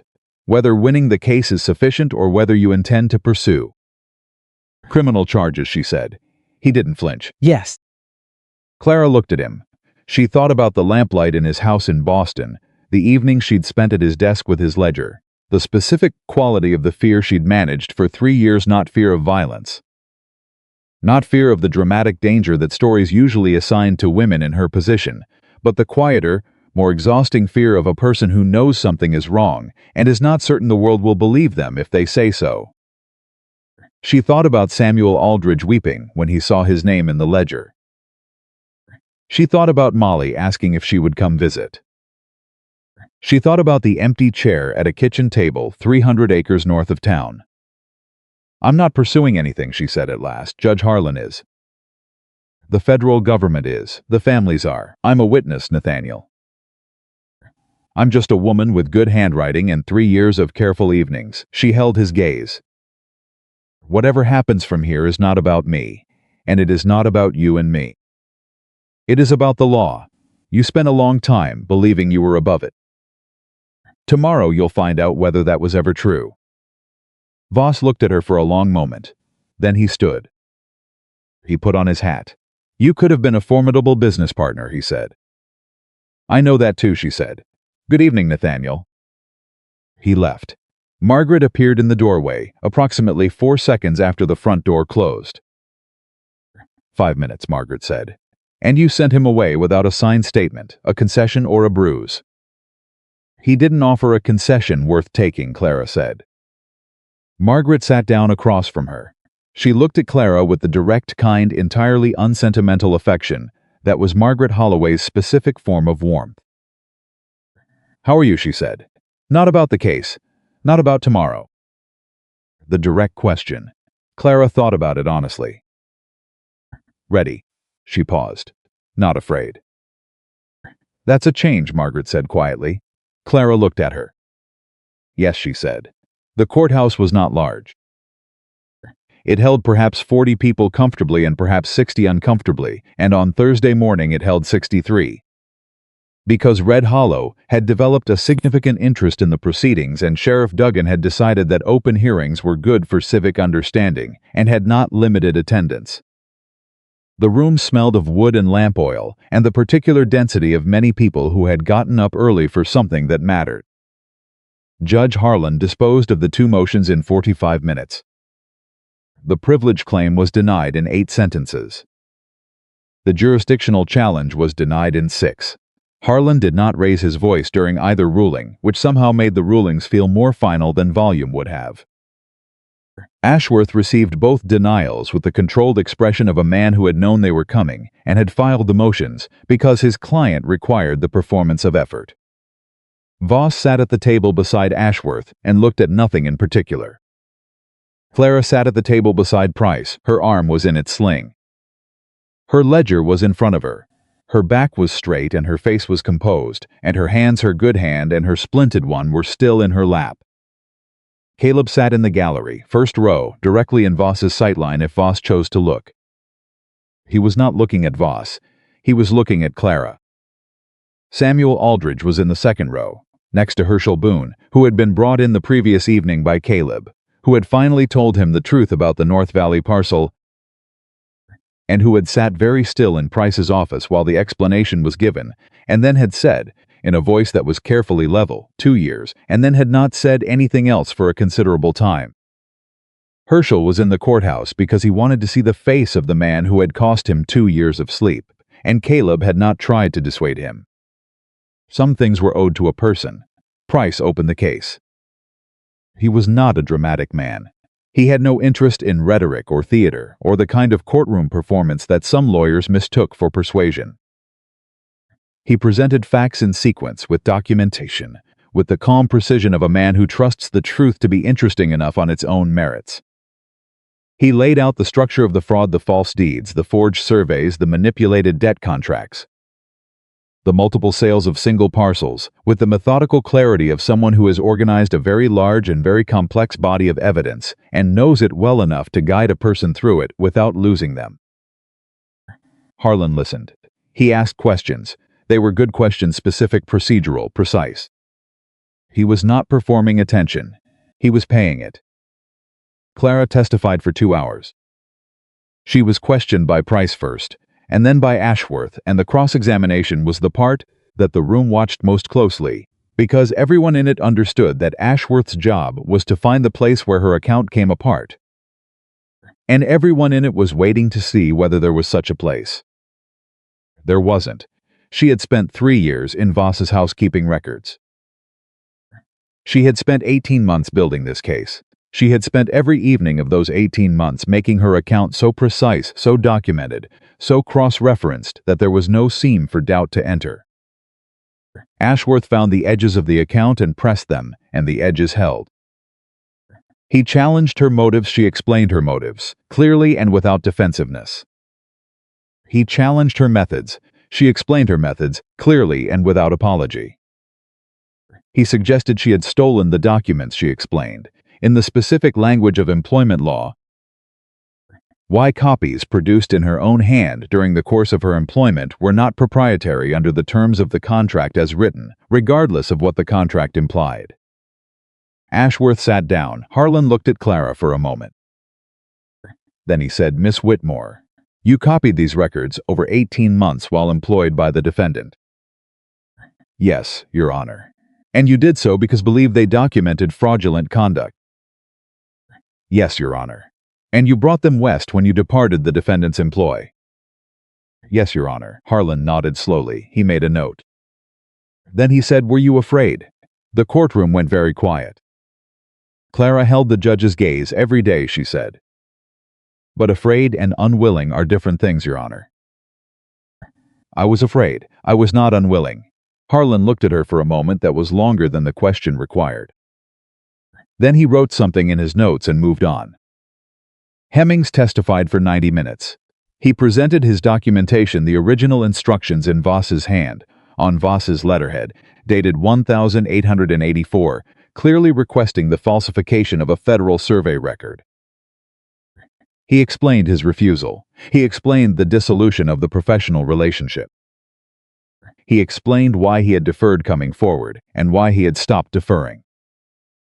When Ashworth cross-examined Hemmings, he tried the privilege argument one more time, differently framed. Harlan sustained Price's objection before Hemmings even had to respond. The instruction to commit fraud was not a privileged communication. That question was settled. Aldridge testified for 40 minutes. He was not a polished witness. He was a farmer in his 50s, who had lost 2 years and a significant amount of money, and who had spent those 2 years not understanding why the ground had shifted under him. He told the truth plainly and without embellishment, because plain, unembellished truth was what he had to offer, and it was enough. When he was done, he looked at the documents on the table in front of Price, the ledger page with his name in it, the false secondary deed that had invalidated his purchase, and he said, without being asked, "I just want to know my land is mine." Harlan looked at him. "We'll address the title question in the remediation order," he said. Not a promise. Judges don't make promises from the bench. But he said it with the quality of a man who has already made up his mind about the underlying facts. Aldridge nodded. He stepped down. At 2:12 in the afternoon, Judge Harlan called a 30-minute recess, during which the room rearranged itself in the specific way rooms rearrange when they are waiting for something that everyone already knows the shape of, but which has not yet been made official. Caleb stood in the hallway with Herschel Boone, who was looking at his own hands in the way a man looks at something familiar when he needs to think. 2 years, Herschel said again. Yeah, Caleb said. I knew something was wrong, Herschel said, with the title. I knew the record didn't make sense. I kept thinking I was missing something. That I'd made an error somewhere. He paused. I'm 70 years old and I thought I'd made an error with my own land. Caleb was quiet. Herschel said, that woman. She found it in a ledger in Boston, and she brought it 3,000 miles. He shook his head slowly. I'd like to thank her. You'll have the chance, Caleb said. Herschel looked at him sideways. You going to marry her? Caleb looked at the far wall. That wasn't a complicated question, Herschel said. It's a complicated situation, Caleb said. It's a simple question in a complicated situation, Herschel said, with the mild authority of a man who had been married for 41 years before his wife passed and retained strong opinions on the subject. Those are different things. Caleb said nothing, but the corner of his mouth moved. Harlan reconvened at 2:45. He spoke for 11 minutes. He was direct and methodical, and his language was precise, and the substance of what he said was this. The evidence presented constituted clear documentation of systematic fraud conducted across 3 territories over a period of not less than 8 years. The documentation was credible, corroborated, and legally sound. The witness testimony was consistent and unimpeachable. The defense had presented no substantive counter-evidence beyond procedural challenges, all of which had been denied. He was issuing an immediate injunction against any further business activity by Nathaniel Voss, pending a full federal criminal investigation.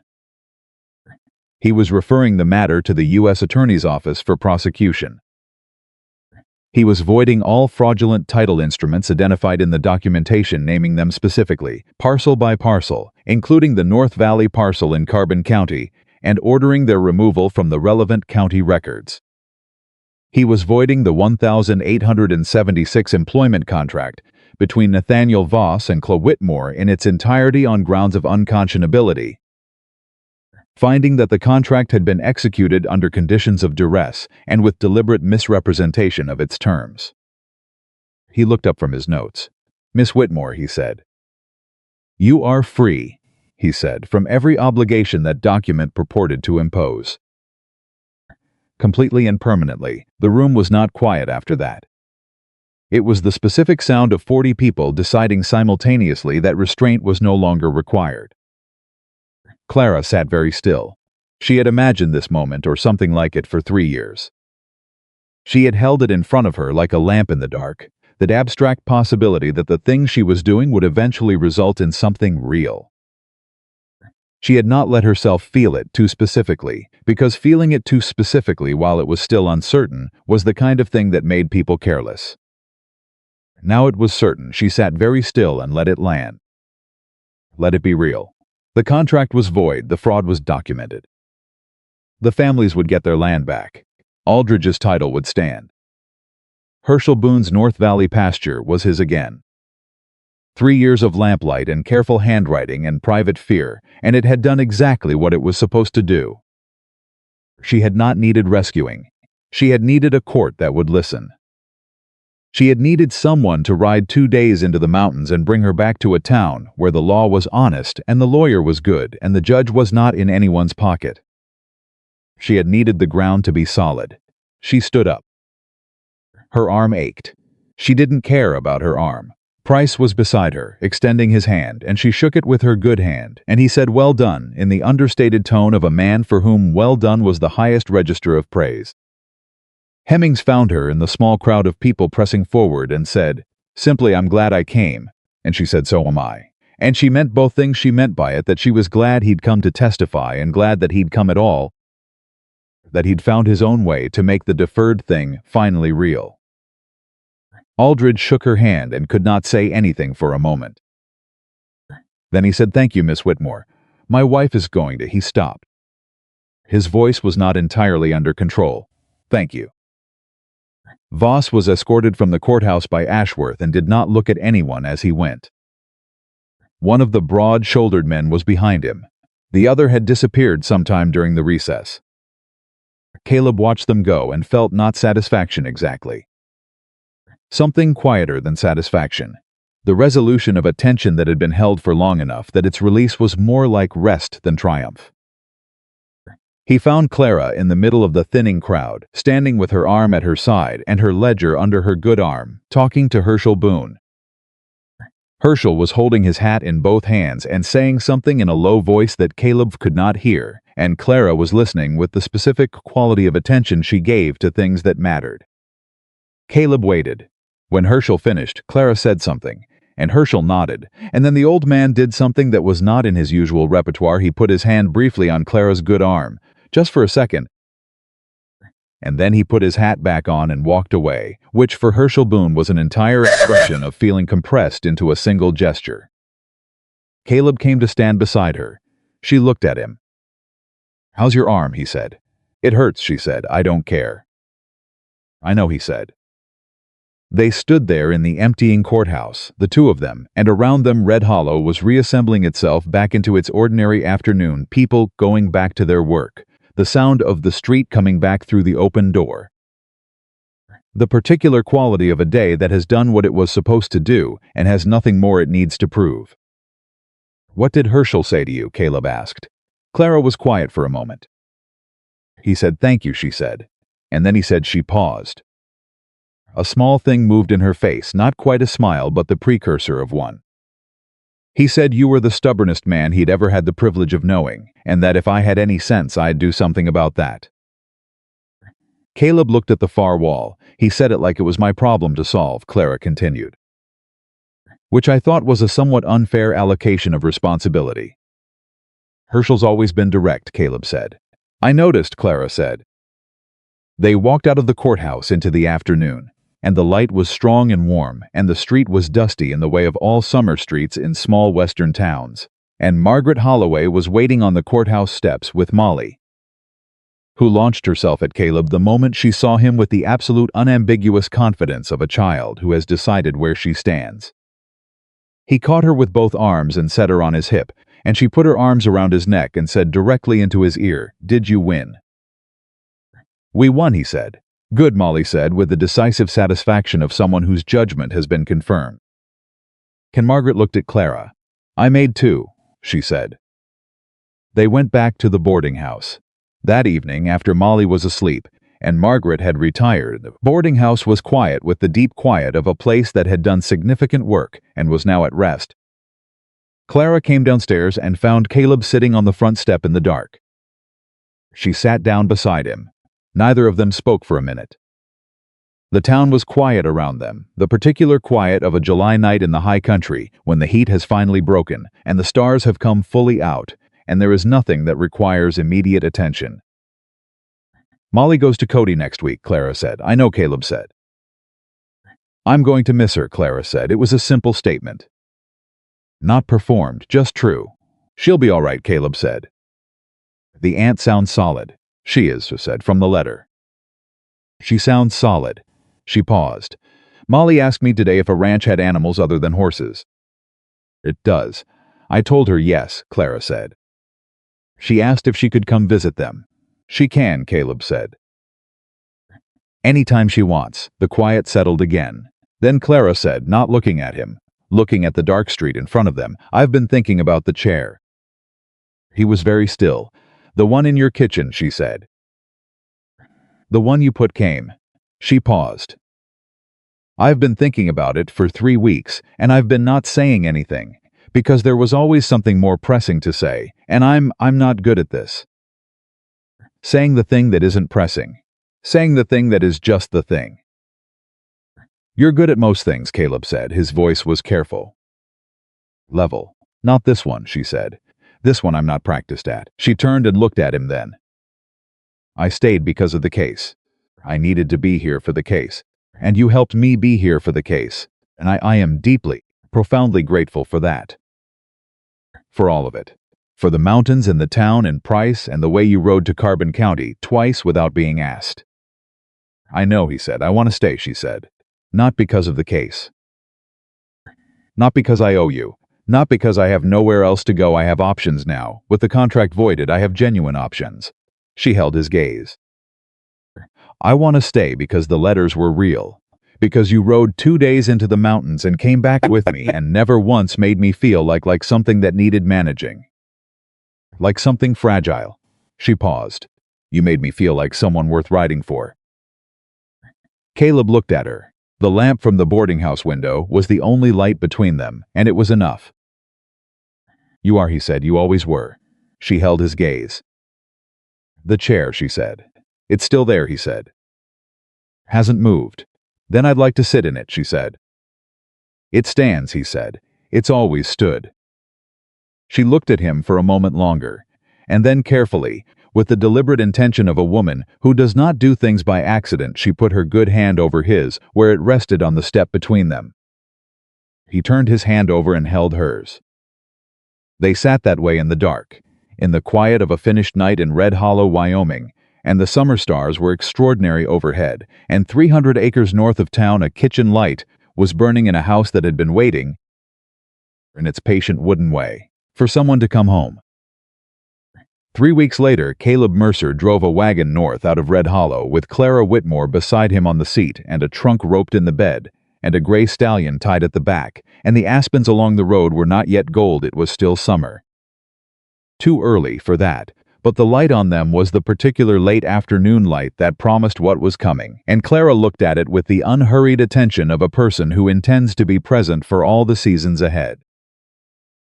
She had said her goodbyes to Molly 2 days before, at the Red Hollow station, and Molly had held on for a long time and then pulled back and looked at her with enormous serious eyes and said, "You'll come to Cody." Not a question. A statement. The kind a child makes when she has decided what is true and is informing the world of it. "I'll come to," Clara had said. Molly had nodded.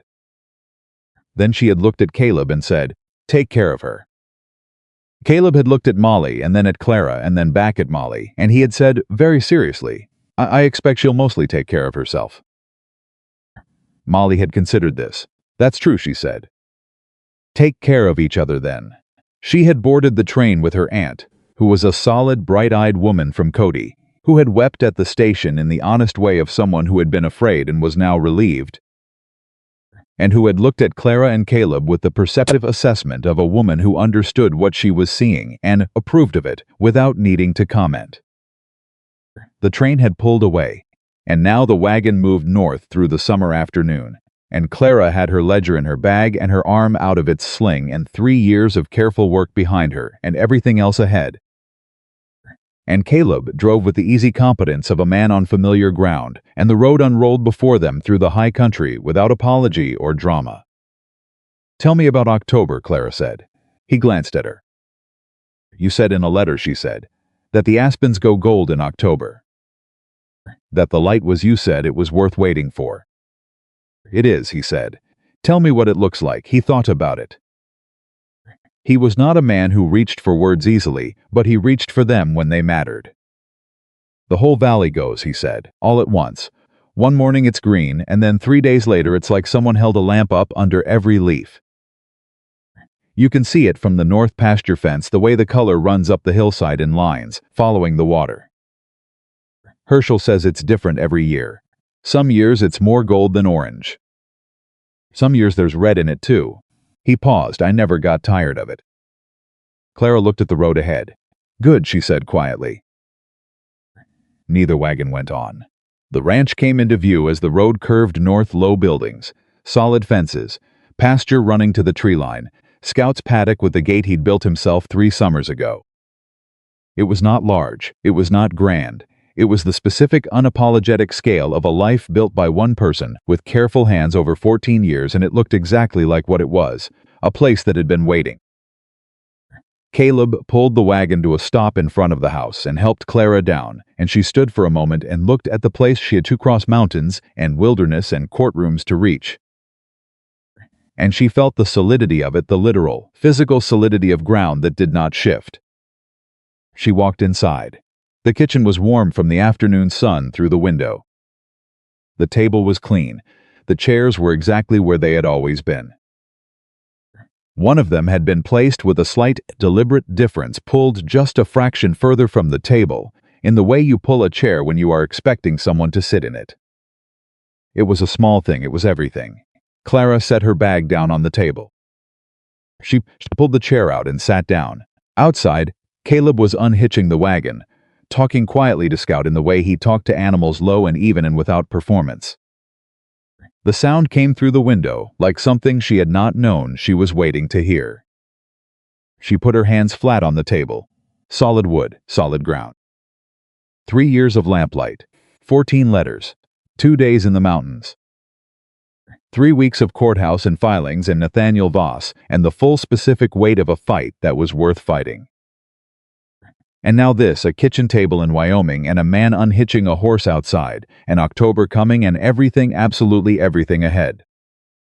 Clara Whitmore had not come west to be saved. She had come west to be free. And freedom, she understood now, was not the absence of difficulty. It was not the resolution of every old fear. It was not a destination you arrived at and then remained in without effort. Freedom was this, a chair that belonged to her, in a place that was honest, beside a man who had never once asked her to be smaller than she was. She had crossed every mountain to find it, and she was never going back.